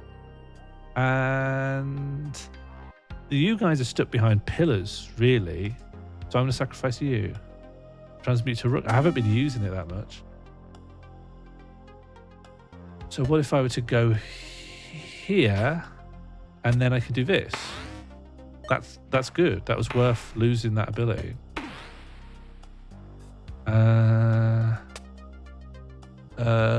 Yeah. This is good. Oh no. Yeah, what about this? And then another archer queen to... Well, technically wouldn't be at risk here because the king needs to deal with the check, so that if anything, that opens me up. So what, does the archer queen actually move to that point? Yeah. Great. I spent too long on Tumblr for Ball X Pit to sound normal to me. It's dreadful that I understand that reference. I should be allowed a little ignorance. I don't want to freeze. No, freeze was useful. Freeze helpful. All right, final boss. Hurdle, is that a fun puzzle game where you... Oh, yeah. Okay. I am a bit scared of rooks. I find them a bit easy to forget about. And then if I don't want to move. I don't want to move. Okay, but I could do that and then pop. No, I can't. Go back. I'd have to go here and then do that. Which I can do, obviously. That was a mad thing to do because that opens you up. And now I'm going to put my archer queen here. And now I'm just winning.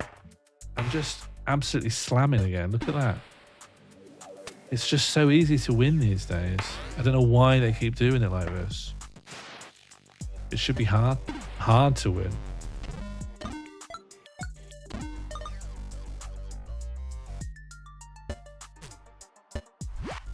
You have earned a rune and a new wizard, the Knight, and collected 28 gold. Choose a champion. All right.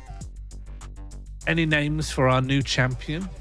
Or who wants to have a champion named after them? I don't quite understand the significance of this yet. Maybe one day that'll come into focus.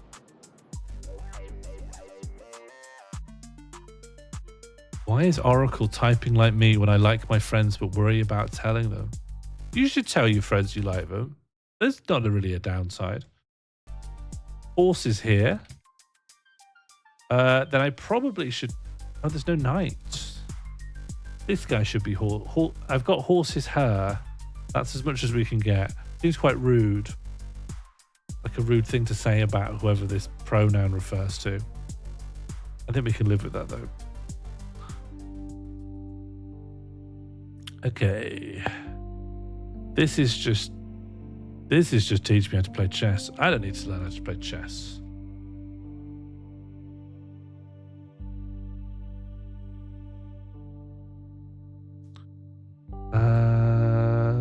And then horse's her is in here.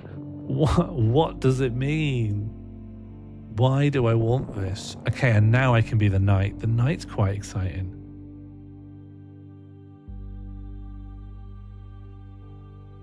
Okay, let's knight. The knight has always been the most exciting chess piece. Oh, yeah. Archer, queen, and a rook. Yes, please. So, I guess move over here. And then... I don't know, but that will probably slow some stuff down. Don't know what they're planning over there. Maybe if I do this. And a rook. Here? I don't know if I'm behaving intelligently here. I think I'm already off the boil. Okay, that's good. And then an archer queen here. It defends me against a potential attack from the king, but also keeps up the threat. Understood.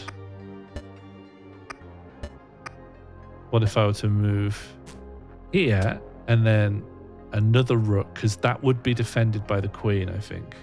Or even here, in case I wanted to go and take that bishop. Great.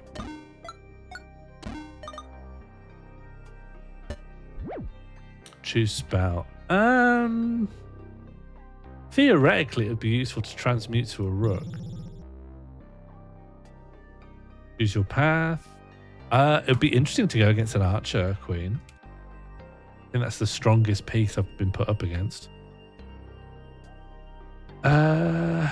Feels like it should be relatively easy to take her with this.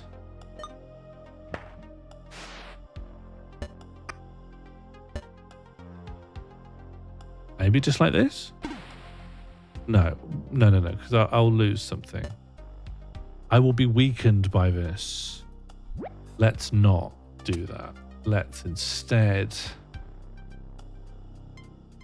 I don't know what to do instead. I guess I'm just popping pieces down and hiding around corners. I don't know, I'm scared of the queen. How about a rook? No, the bishop would upset me if I did that. But I'd be safe here at least. All right, that makes sense. What about... She can't attack things that are right near to her, right? But I can't get over there without being a threat from...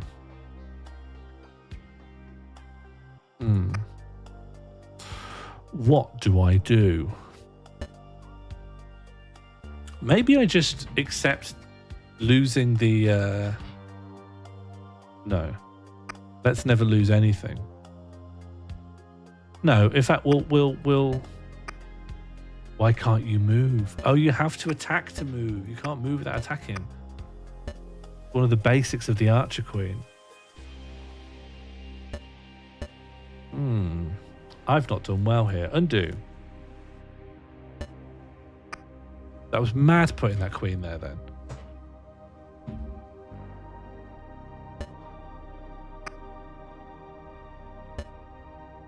No. We'll go as we were. Prince over here. And then I'm not sure.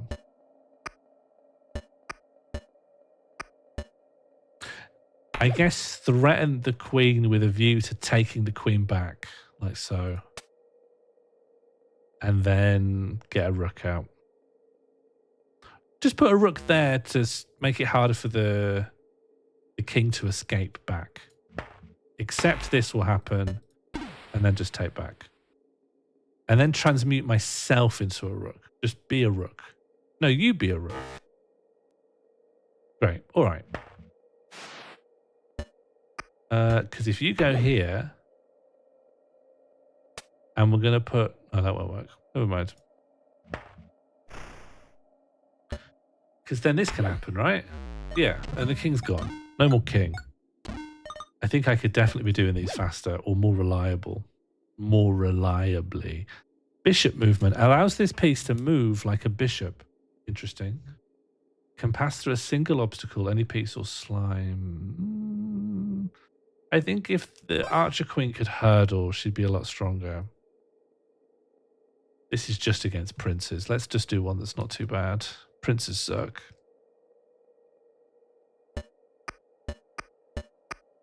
Do you know, as someone who's been to the doctors a few times lately, it feels like there's two modes of doctoring.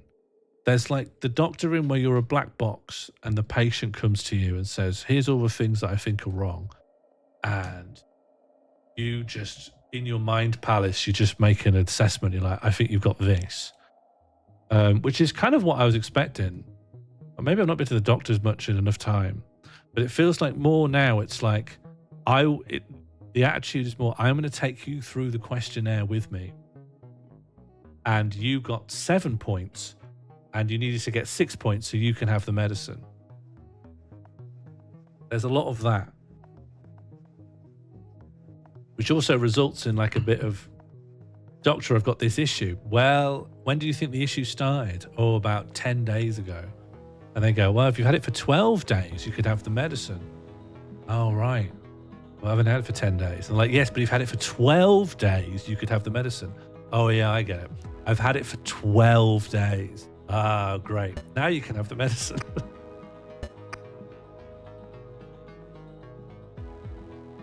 Just, I know with a lot of stuff with like neurodivergence, a lot of people are policing the boundaries of like self-diagnosis. But even for just like bog standard doctor, I feel a bit poorly. They're just taking you through a questionnaire that you could just do, you know, you could just get the questionnaire off the internet and just say, and then just feed it into a machine and be like, I've got 9 out of 10. And they go, great, here's the medicine. Welcome to the world of commissioning NHS. I do get it. Like, I can see how it's a step in the right direction. Because if you've got a bunch of doctors who are these qualified people and they use their expertise, but for instance, they hate and don't trust women or some other group, then that group is never going to get their medicine. And so they'll turn up and they'll go, I've got all these things. And the doctor in their head's being like, they're lying. They're just lying. Then, so you need to externalize that evaluation, and that becomes this questionnaire. But then the questionnaire becomes something that you don't really need. You can read English, you know, not everyone can, but if you can read English and be like, is this true of you, yes or no? Then it feels like the general practitioner isn't really doing an awful lot. Making it, yeah, well, this is the thing I'm saying. I don't know how radical an opinion this is, and I'd love to hear more from you, Funky, as someone who knows the inner cogs of the system. But it seems to me that all diagnoses are self-diagnoses. Because a doctor, you go to a doctor and say, my foot hurts, and the doctor goes, where does it hurt? And you go, my foot. And they go, I, the doctor, am diagnosing you with foot pain. It's like, no, you're not. I'm diagnosing you with foot pain. I'm just using you to get that diagnosis. I diagnose myself with foot pain.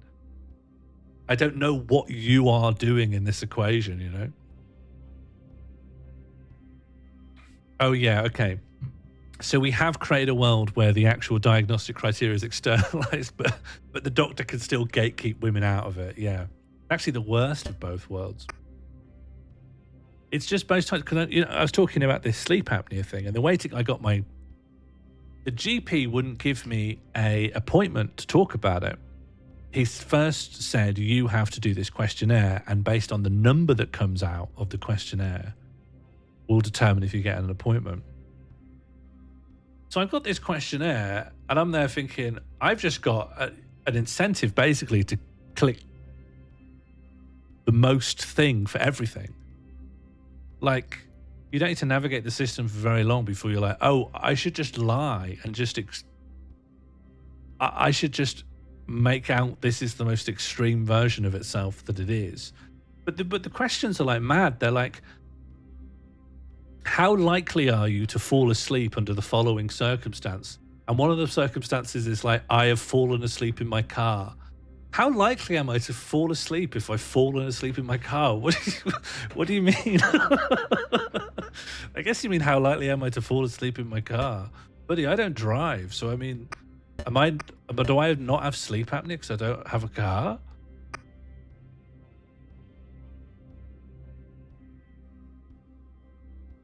I have been at a rainy bonfire with my neighbours. Did you have a nice time?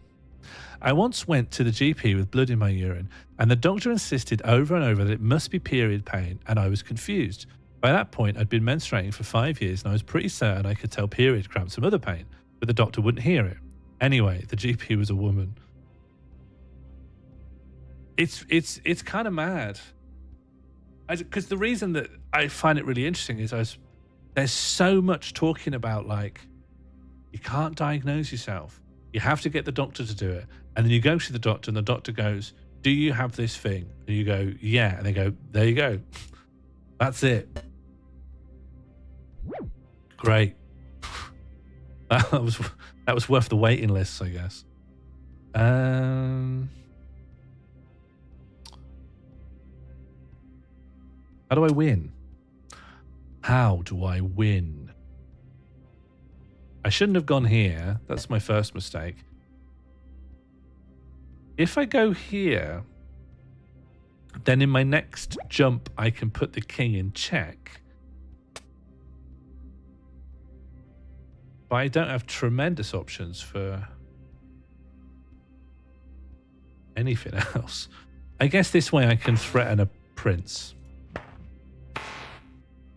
I would say most of the time I've had a good experience with the doctors. The bad ones just stand out. Yeah, most of them have been non-incidents. And even the stuff I'm talking about, I've been to the doctors doctors and pharmacists recently. For different things as well. And both of them were just like, you scored this out of this. Therefore, you get the medicine. And I don't like knowing that that's how it works, right? You don't have to be that.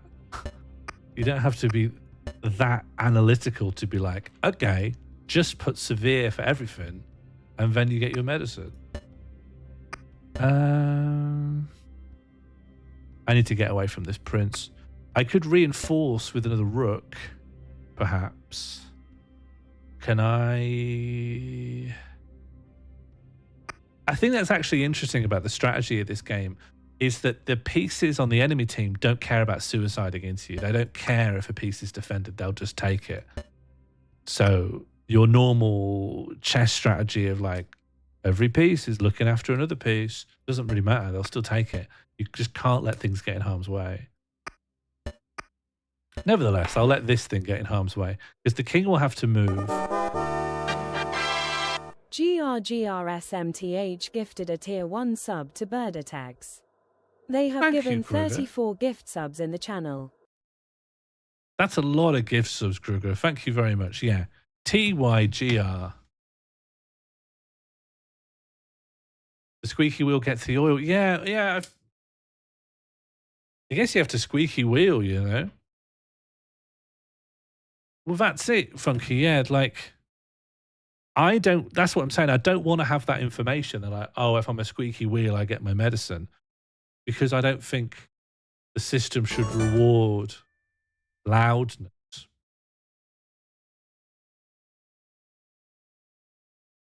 Yeah, Burnzoid. I haven't actually had that. I was very worried about getting that when I was going about the sleep apnea. Because then I'd have to be like, do you understand that causation, you could have the causation wrong? Like, maybe my struggle to lose weight is actually because I can't sleep. And therefore, 25 minutes on the treadmill is killing me. But then I went on the treadmill today and I feel great. Although I did give myself an exertional headache. I probably talked a lot about how we live on this ludicrously steep street, but it does make, the gym is at the bottom of the street. And so you go to the gym and you have a workout and you're like, great, I'm knackered. That's good. That's what I'm supposed to do at the gym. And then you walk up the hill and you're like, I'm dead.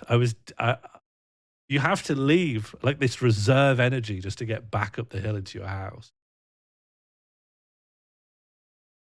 It was nice. My neighbors all talk to each other and are nice. I've been trying. I've been given very, very easy opportunities to meet some of my neighbors recently.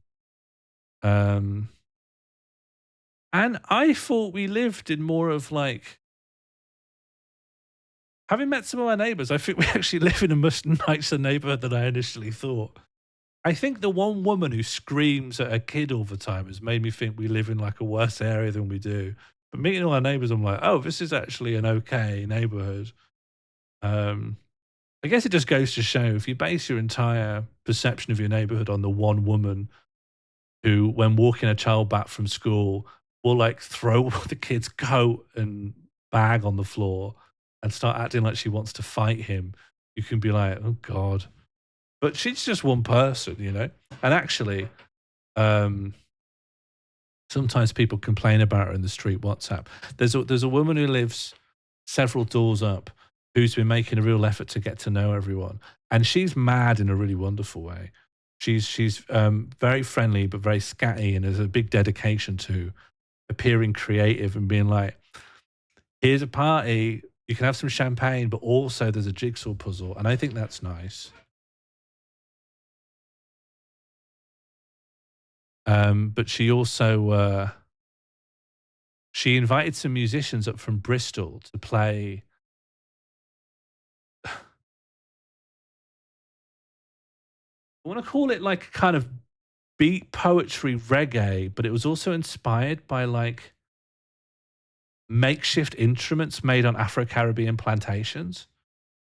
And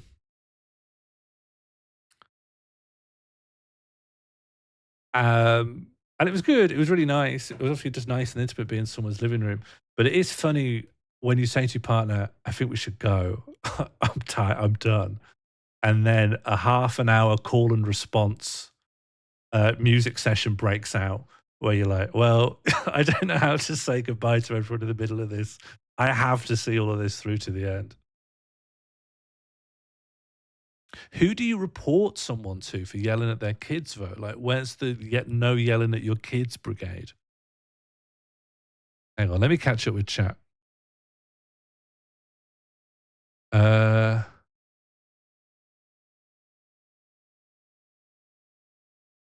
Yeah, well, my sister's a nurse. And so whenever I give her my most pessimistic, you know, the whole thing of like, don't try and tell the doctors too much, always try and lead them to a conclusion they think they've made. I talk like that. And my sister's like, yes, assume the worst with every doctor.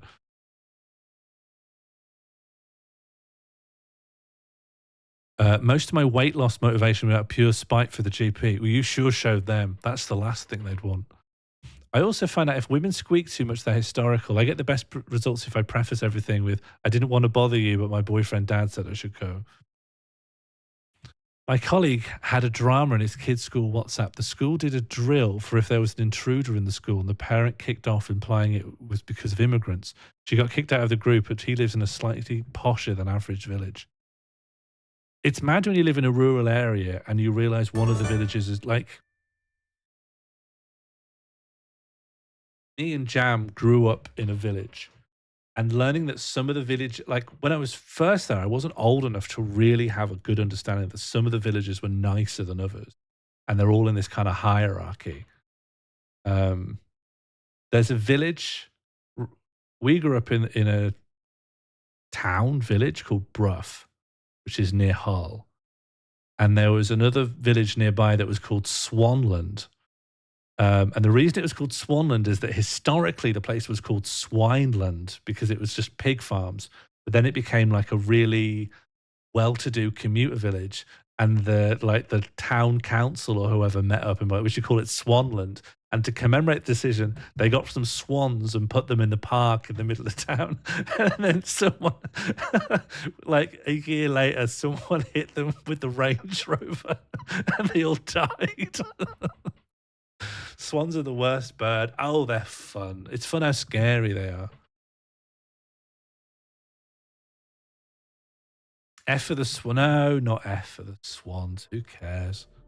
You're allowed to kill swans. Keir Starmer's put it in. Keir Starmer's legalized swan murder. Oh, I've done a good move, and then I just started talking about something else. So the king's going to have to move. So everything's honky-dory. Fill the pond with pigs. Yeah. Pigs can swim, can't they? Can't be an accident if you get them up. Well, there are only 2 swans, I think. Probably only one was killed by a car. But if I remember right, the story ends with there being no swans left. But clearly, there's a couple of scenes missing from that tale.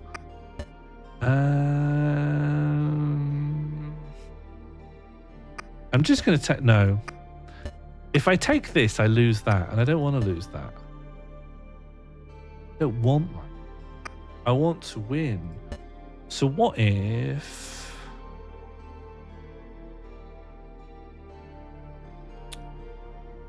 but if that does get taken, then I can take back. So, like, I do win, actually. Maybe it's worth just winning. These days, it's better just to win. They can swim if they have to. Yeah, just like any organism, really. Oh, that's interesting.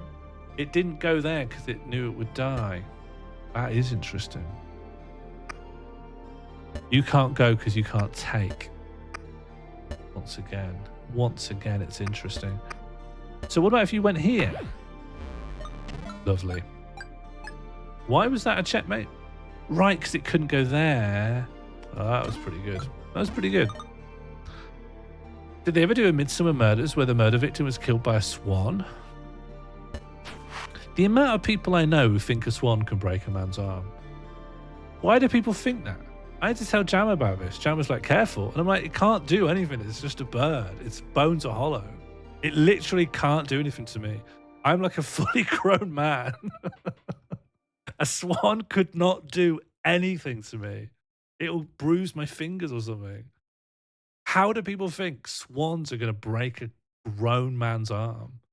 Some people are... yeah, sure. If you're a 6-year-old and your arm's already in a cast, but for some reason the cast has come loose and your fractured arms come out, maybe they could worsen the fracture.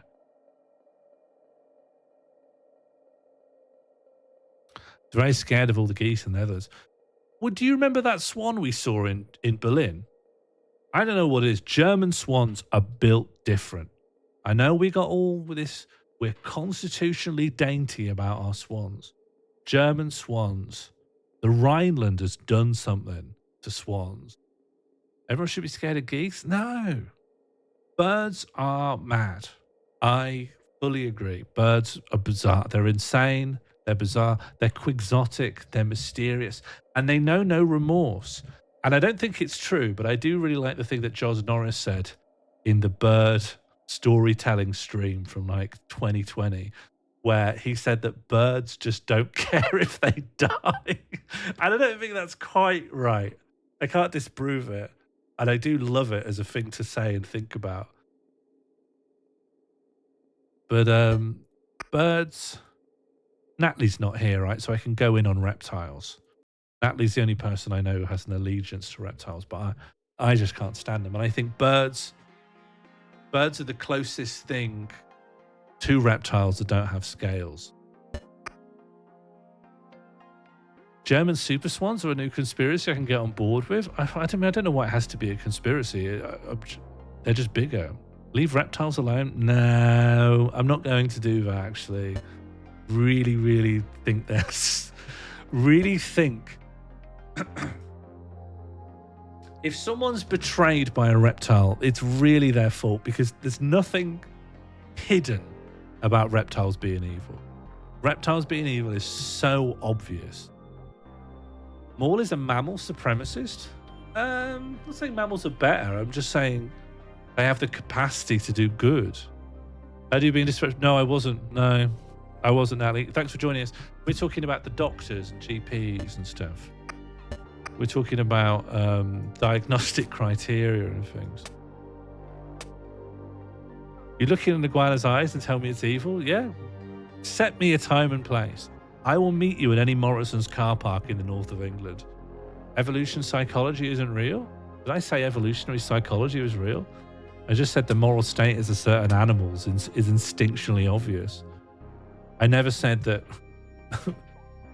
I never said that men end up cheating on their partners because they're used to hunting elk or something.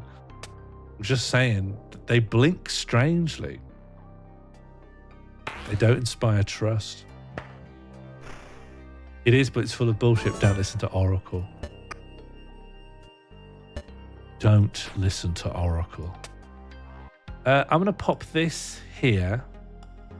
No, I'm not, because then I'll get bishoped.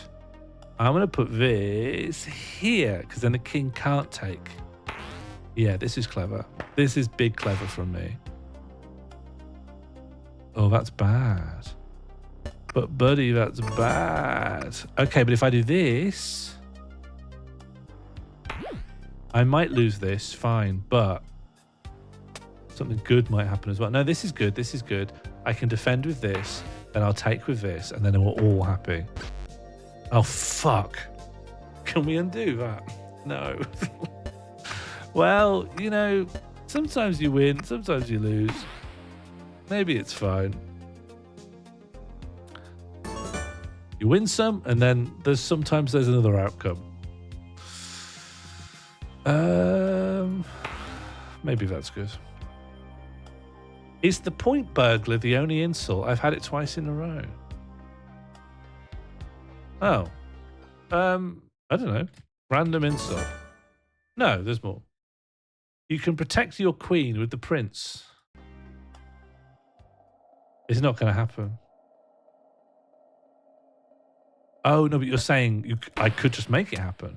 Yeah, I could. Thank you. That is useful. Thank you.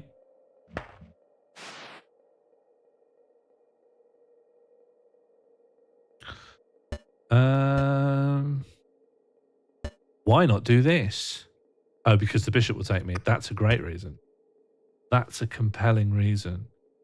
Why not threaten? Because I can't move this one. Interesting. But I could do this. That protects the queen, and then the knight protects the prince. And now you also can't... Oh, that's not going to help me. That's not helping. I understand. And then, what if this? Are we doing well? Is this good? And also, you can't go over there, even if you wanted to. Is this good? Is this good? I'm in check. Oh, flip. Okay. Not in check now, though. Is that good? Oh, no. Okay, but I'm not in check now, though.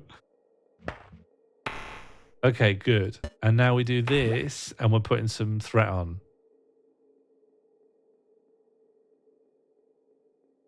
Is Swan Boy an insult? I think swans are all right. Oh, no. Oh, no. Okay, the whole place is catching fire.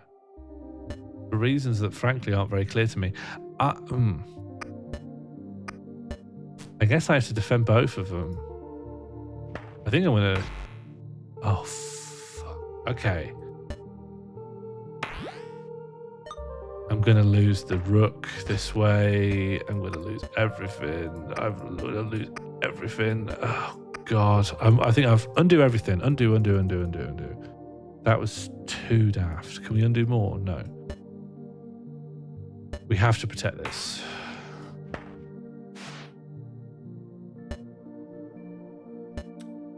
This could threaten the prince then?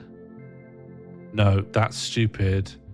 The bishop can go diagonally. That's the basics of game. Can we do this? Oh, did I stomp or something? I'm clearly tilted. I've become tilted. I've become toxic. What's good here? This would threaten and protect, but it wouldn't. And then she's still protected. I'm just not sure how to get the...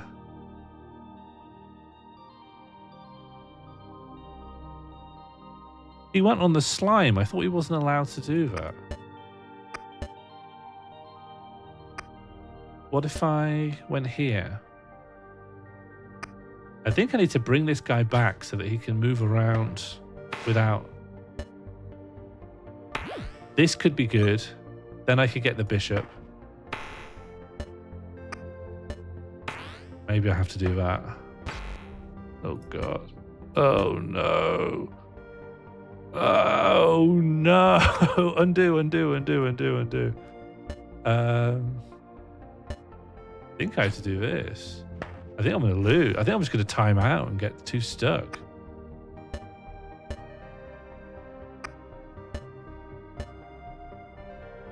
God, these queens aren't that useful at all. How about this? I forgot she can actually move, but she just can't move in any direction. Okay. Okay, we're back. We're so back.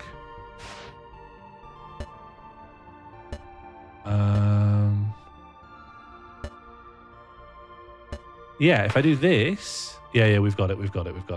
No, we haven't. It's more complicated than that. But if I do... I've got no choice. I have to go here, I think. But then if I do this, and then if I move one of them up again, I win. But I think we're good. I think we're alive. Fuck. No, it's fine. You're gone. Okay, great. That was dicey. This is some fancy chess. Yeah. Luxury chess. Make a purchase. Swap. Cast on a piece within your sight and then select a second piece to swap their positions. That's clearly useful.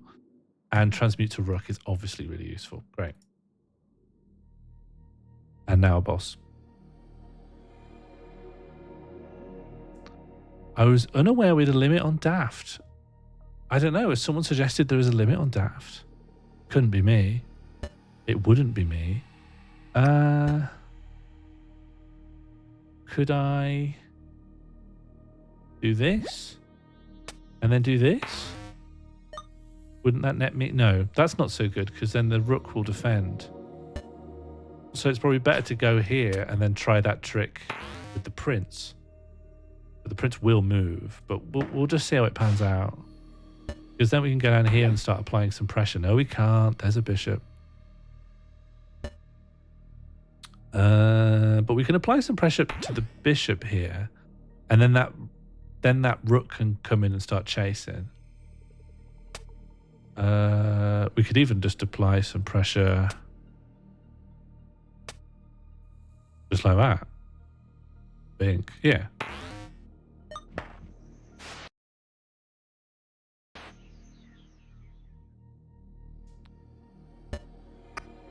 Yeah, and then we've taken here, and we could also... Oh, no, bad, stupid. Bad, mad. Mad, bad. That's probably going to prove helpful. Yeah, I think this will be all right. And then if I move here with a view to take, the king has to move and I get the... And then after that, I can also get... This is easy. This is so straightforward. So I get that. And then... What's next for me? What's next for my exciting life? Let's just chase the prince around with the other prince. Oh, God. Oh, God. All right, I'll protect. Does anything else want to be a rook? Why don't you be a rook? I can't see you. Fair enough.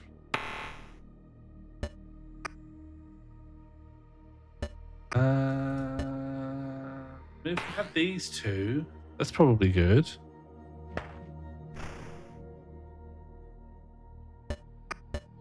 And then if we get that, we're golden.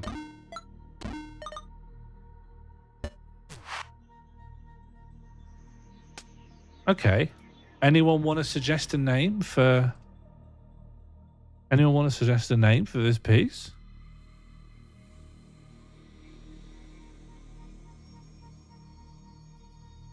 Chobis 2? I'll put numbers in. No numbers. Steve H. After who? I need to know who we're immortalizing here. Who are we memorializing? Who are we remembering? Specifically, who is Steve H? Steve Harrington, good guess. One of our plants. And who is your plant named after? Not meaning to ask too many incisive questions here. I just want to understand, where's this come? What's this all about? Where's this come from? All of our plants are called Steve. Right, and there's this A, B, C, D, E, F, G. This is your 8th plant then. Is that how it's working? You're running a numerical count. You're running an alphabetical counting system. Yeah, fine. All right. What kind of plant is Steve H, may I ask?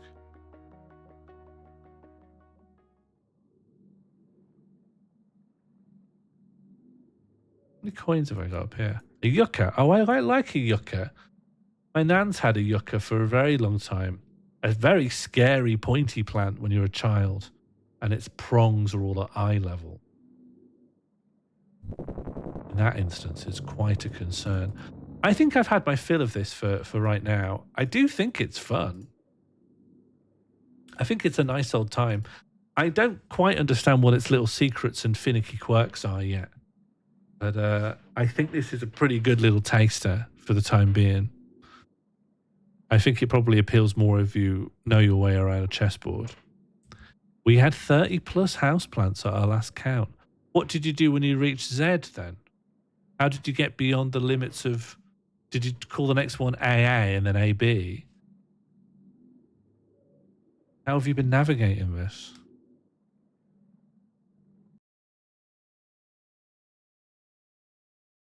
It's just Steve. What do you mean, though? What, you called all 30 Steve? I'm just trying to understand.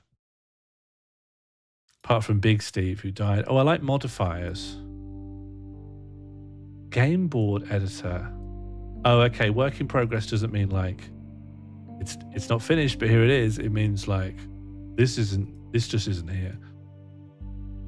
I feel like they've got big plans for it. This is seemingly still the alpha build, perhaps, which I'm judging from it saying alpha in the top right. Spreadsheet ass naming convention. You know, a lot of people don't like spreadsheets because they do them for work. But if you just do spreadsheets for fun, there's a lot to enjoy. The cells, the rows, the organization. There's a whole world there to indulge in.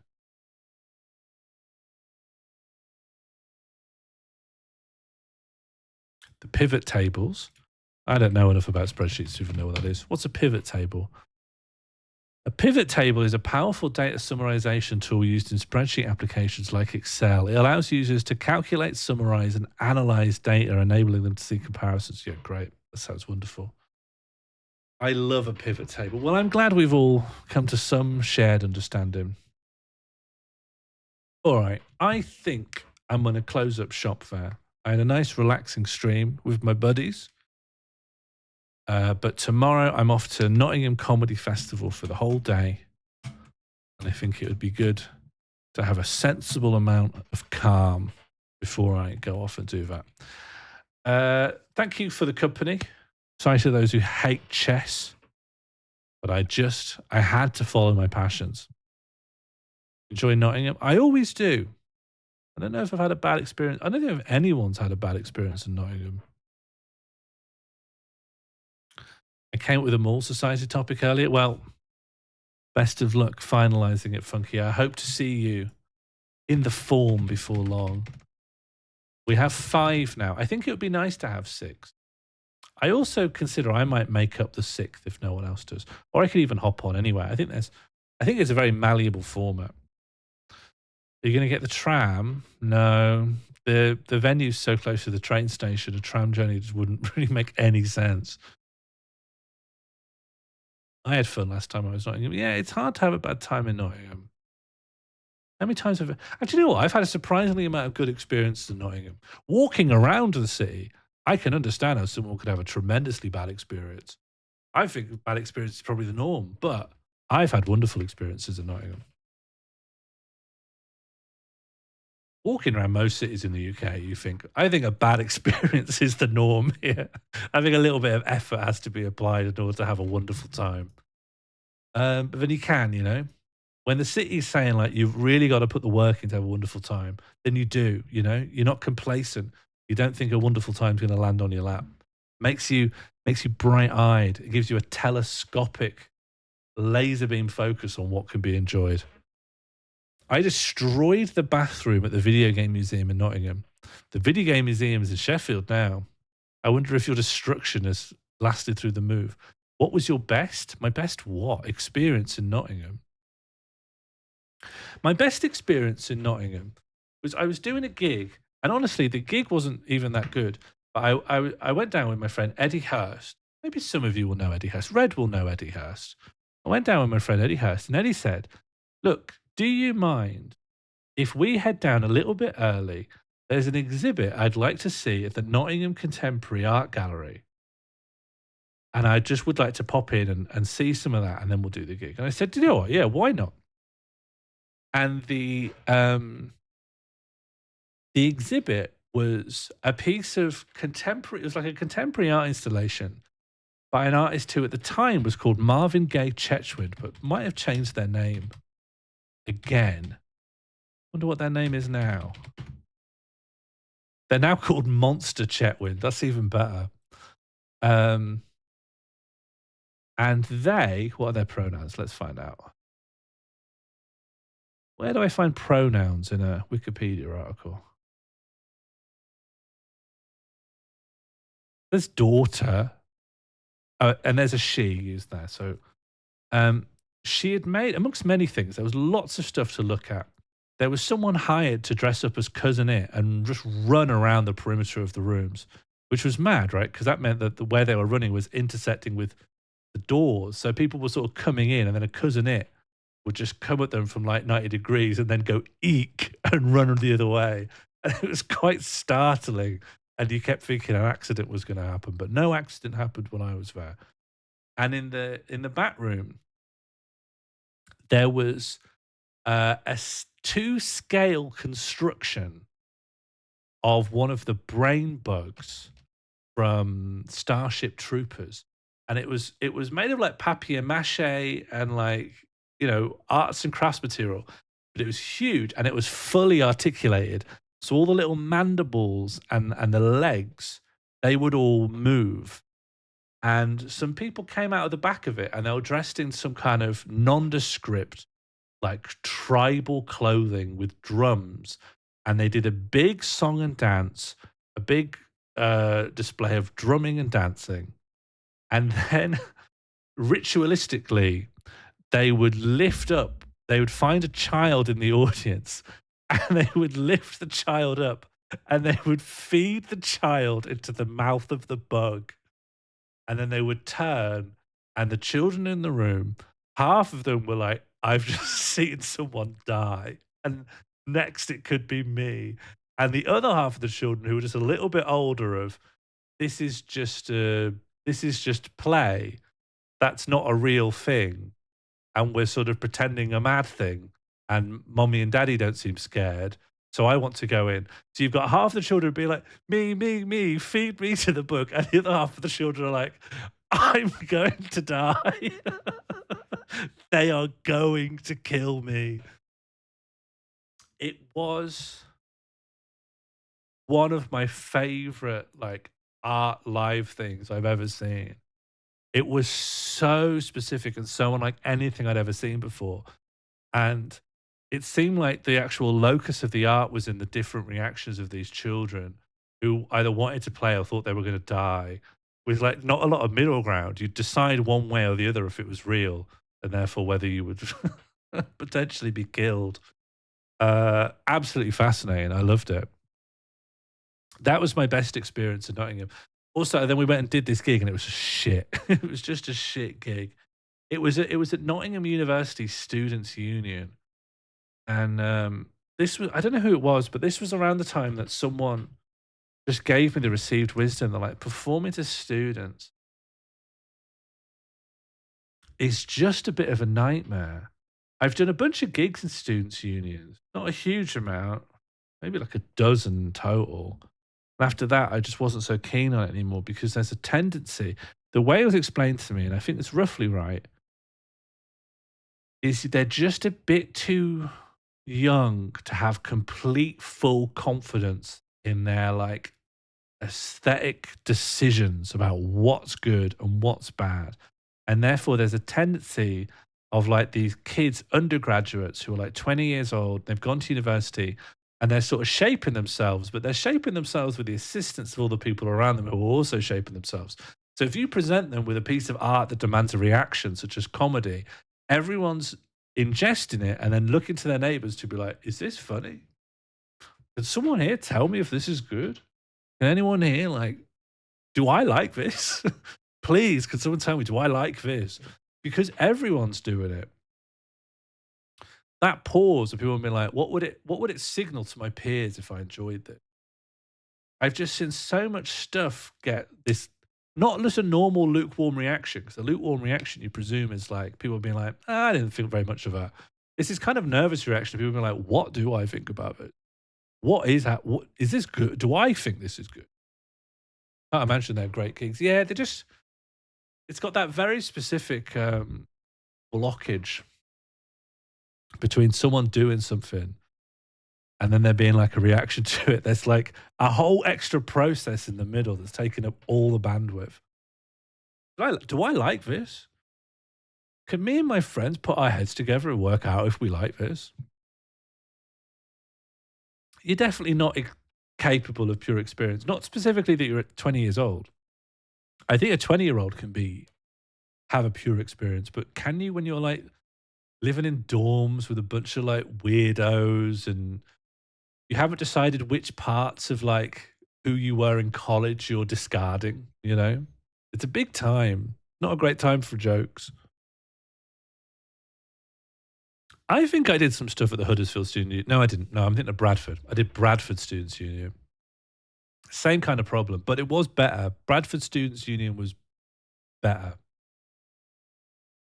But I remember more guys with bravado that you'd need to tell to shut the fuck up there. There you go. That's my comparison of two different students' unions gigs. Yeah, I met a bunch of people from Lincoln Comedy Society at the Jenga show. They can I show you something? So Funky, did you know Gregor? Is it just a coincidence you both went to Lincoln, or is there any connective tissue in the social circle that you had?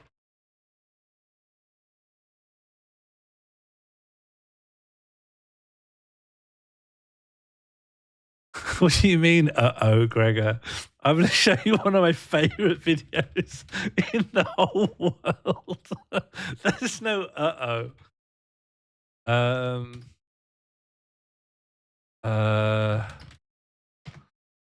There's no uh-oh here. This is going to be wonderful. It's somewhere in this thread.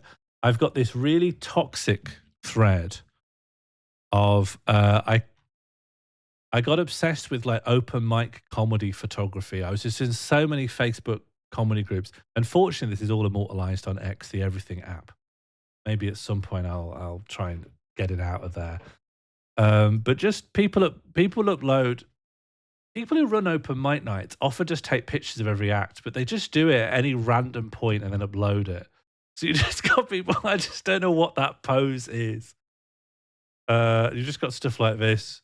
You just got to look at someone's like a freeze frame of a single moment. And is that like coat hangers on the back? They're always in like these odd. These just tell a story? Don't these pictures tell such a rich story of like, I love when the light is sort of in a random spot. I guess he's partially lit. Same guy, different venue. I'd love this. Oh, you can't see him, but there's just a guy who's like tried to create a front row. It's just such good stuff everywhere. You may like the Swamp Eggs Insta, maybe. How would I ever know? And then here he is again. He crops up quite a lot.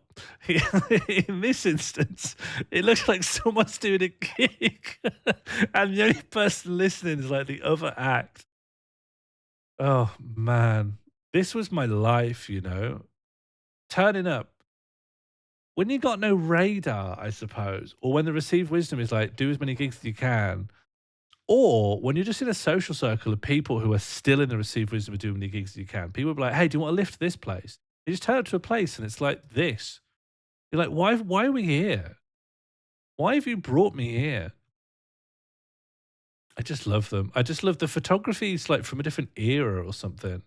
Think about all the lights and the way it's captured sound. But this is the pinnacle now. This is this I've now learned is like notorious, a notorious moment in Lincoln comedy, but I consider it the absolute apex of open mic comedy. This is almost like gonzo journalism. This is as good as it gets. Okay, let's make sure I've got the audio from this.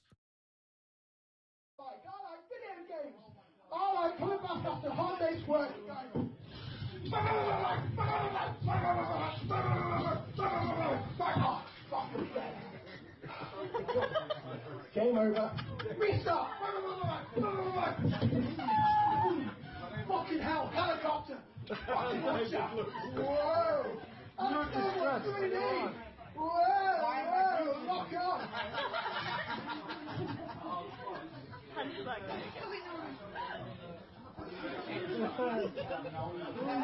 There's another boss that came out of the helicopter.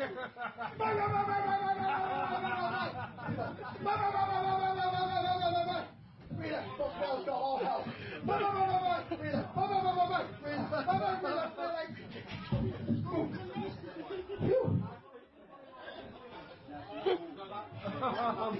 So yes, I am a hardcore gamer. The fact it ends on that sentence, the geometry of like the space and how this guy can be like sat in such a way that he's like simultaneously on the front row, but also like 90 degrees away from the stage. And he looks dead. I think it's the way that everyone looks a bit pale and sallow under the wrong kind of like camera light. But like he looks moist with despair while this guy in the background simulates shooting like a rifle through his microphone stand. It's just phenomenal. And when was that? I posted that in 2018. And by the end of the year in November, I met him and we recreated it.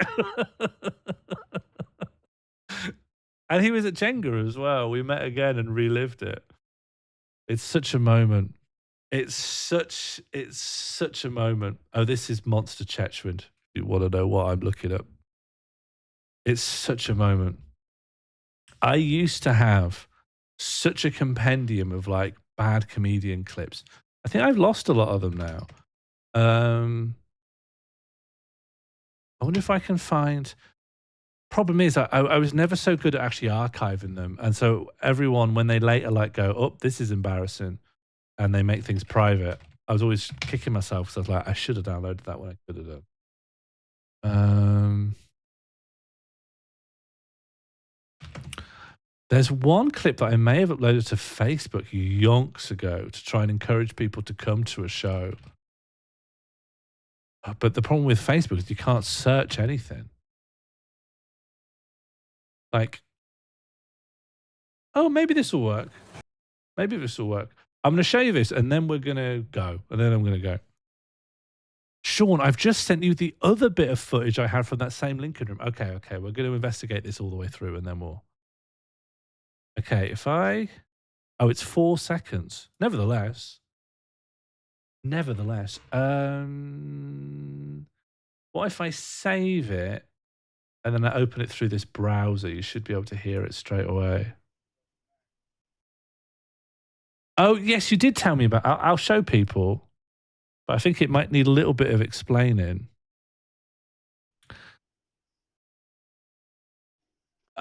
Gregor told me this story, and it involved a comedian who had a mic drop moment performed on them by an audience member. So an audience member came up, got the microphone, and dropped it on the floor. But I can't remember now the events that preceded it. All right, I'm gonna momentarily hide this, and I want to show you another video.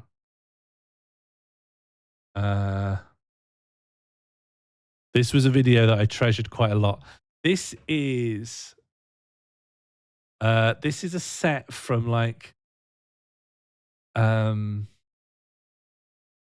a small town regional talent show, like Aldershot's Got Talent or something.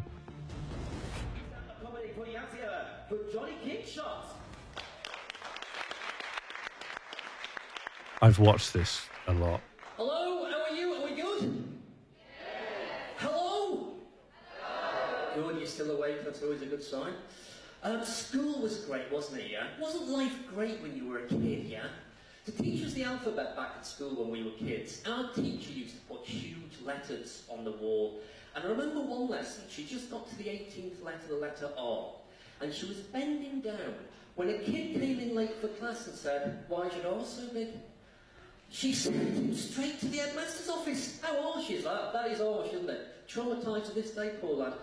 But kids are great though, yeah, and I've got a little nephew and he's sweet, bless him. He said, but kids are great though, yeah. John, what's a dig? And I thought, oh, where's the earth that? And I'm big on being careful what you say around kids, and I had to think on my feet, and I thought, you know your Uncle Tommy, yeah? He's a dick, yeah. Off you go and play. And kids' books, didn't you love them? Enid Blyton, the famous five, remember them? Adventures everywhere they went. Picnics every 20 minutes, yeah? Let's have an adventure. Gosh, it's 10 o'clock, let's eat. And get the ham sandwiches, tin pineapple chunks and ginger beer. Gosh, and Aunt Fanny's packed a scrumptious fruitcake and some ripe plums. They could eat, couldn't they, the famous five? Off they go again, another adventure. Gosh, it's 11:20, let's stop on this hill for a picnic. What, again? We've just had something to eat, haven't we? What do we know? George, be a darling and then pack the chocolate cake. Let's have some sandwiches, chicken pie and pickles. Yay! They never stopped eating, did they? Fatties lumbering up hills. Getting stuck in secret passages because they were so fat. I can't get through the secret passage. I've eaten too many ham sandwiches. I can't get through. We'll never solve the mystery now and catch the rotten criminals. You shouldn't have eaten all those cheese sandwiches and ginger beer, dick. Lashings of ginger beer, what was that about? A stimulant or something? The 40s equivalent of Red Bull? It's salads for you next week, Dick. No right plums for you. They must have been fat kids. How they had remember them, famous guy, yeah? They don't write books like that anymore, do they? Oh, man. Thank God. What else has been happening? My girlfriend's expecting. Give us a cheer. When was this? This was around 2016, I think. Expecting me to get up in lazy arse and get a job at the moment, so that's where I'm at. Yay. And I'll leave you with this. She gave me an ultimatum recently. She said, "Stop cheating or I'm leaving. Face like thunder." You know, the angry face, yeah? Stop cheating or I'm leaving. So these days, when we play Monopoly or Scrabble, I let her win. Yeah, you'll get it. It might click on the way back home in the car, that one. Okay, you've been lovely. I've been... It might click on the way back home in the car, that one. That's a bit of a thinker. Just think about that one. I think one of the first times I met Ben Alborough, we went to go see this guy live, and I just had a wonderful, wonderful time. There used to be some footage online of that show because I was laughing so much during it that it was like, must have had the best audience response. It's interesting. It's normally a comedy show, but for reasons I can't remember and maybe honestly never knew, it does stop in the middle for the sake of a full rendition of Agadoo. There's a full Agadoo in the middle of the show, and then it just goes back to like anecdotes and you know, this sort of thing. It's just great. I have a little bit of a drawer full of other stuff. The reason I showed this one is because it's not so spicy. The stuff that really goes hard is comedians that are trying to do stuff that's more offensive, and then there's like instant karma as it's just received so poorly. The Paddy McGuinness strat. Oh man, I shouldn't show you stuff like this. It's naughty. It's naughty to show you my weird Rolodex of strange comedians. That's for internal use. That's for the DMs. Apologies to the renowned comedy scene of Lincoln. Anyway, that's a Friday stream from me. Thank you very much for hanging out. Thank you for the company. Thank you, honestly, for everything. I'll see you all soon with something. Something else will happen. Probably. It's very likely this isn't the last you've seen of me. I will rise again. Yeah, I'd like to occasionally play Gamedall more. I think Gamedall's fun. And I actually quite thought Below the Crown was a good time. I'm curious as to like what else is going on. I feel like they have plans. I'd like to encounter ones that feel seriously more complicated and have to puzzle over. Yes, have a good wormhole, one and all. Until next time, goodbye. And I guess enjoy your weekend as well. Be nice out there. Goodbye. Welcome, Raiders. Hello, everyone. Welcome in. Well, I was thinking I could get sponsorship. Well, we'll talk about this in a moment. Welcome, Raiders. That's too hard.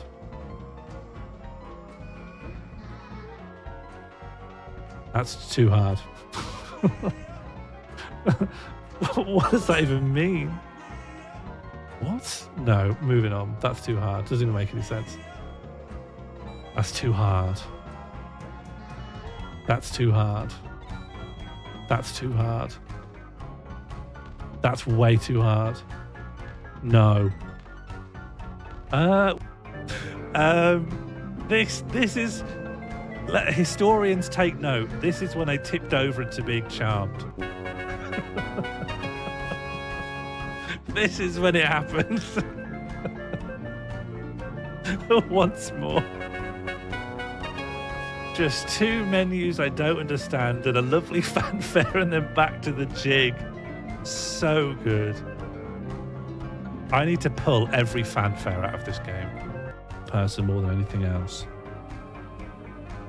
I think for him, despair never came from the throne. It was thought of a future with Cheng Jin that kept him going. But all of it was crushed under imperial power.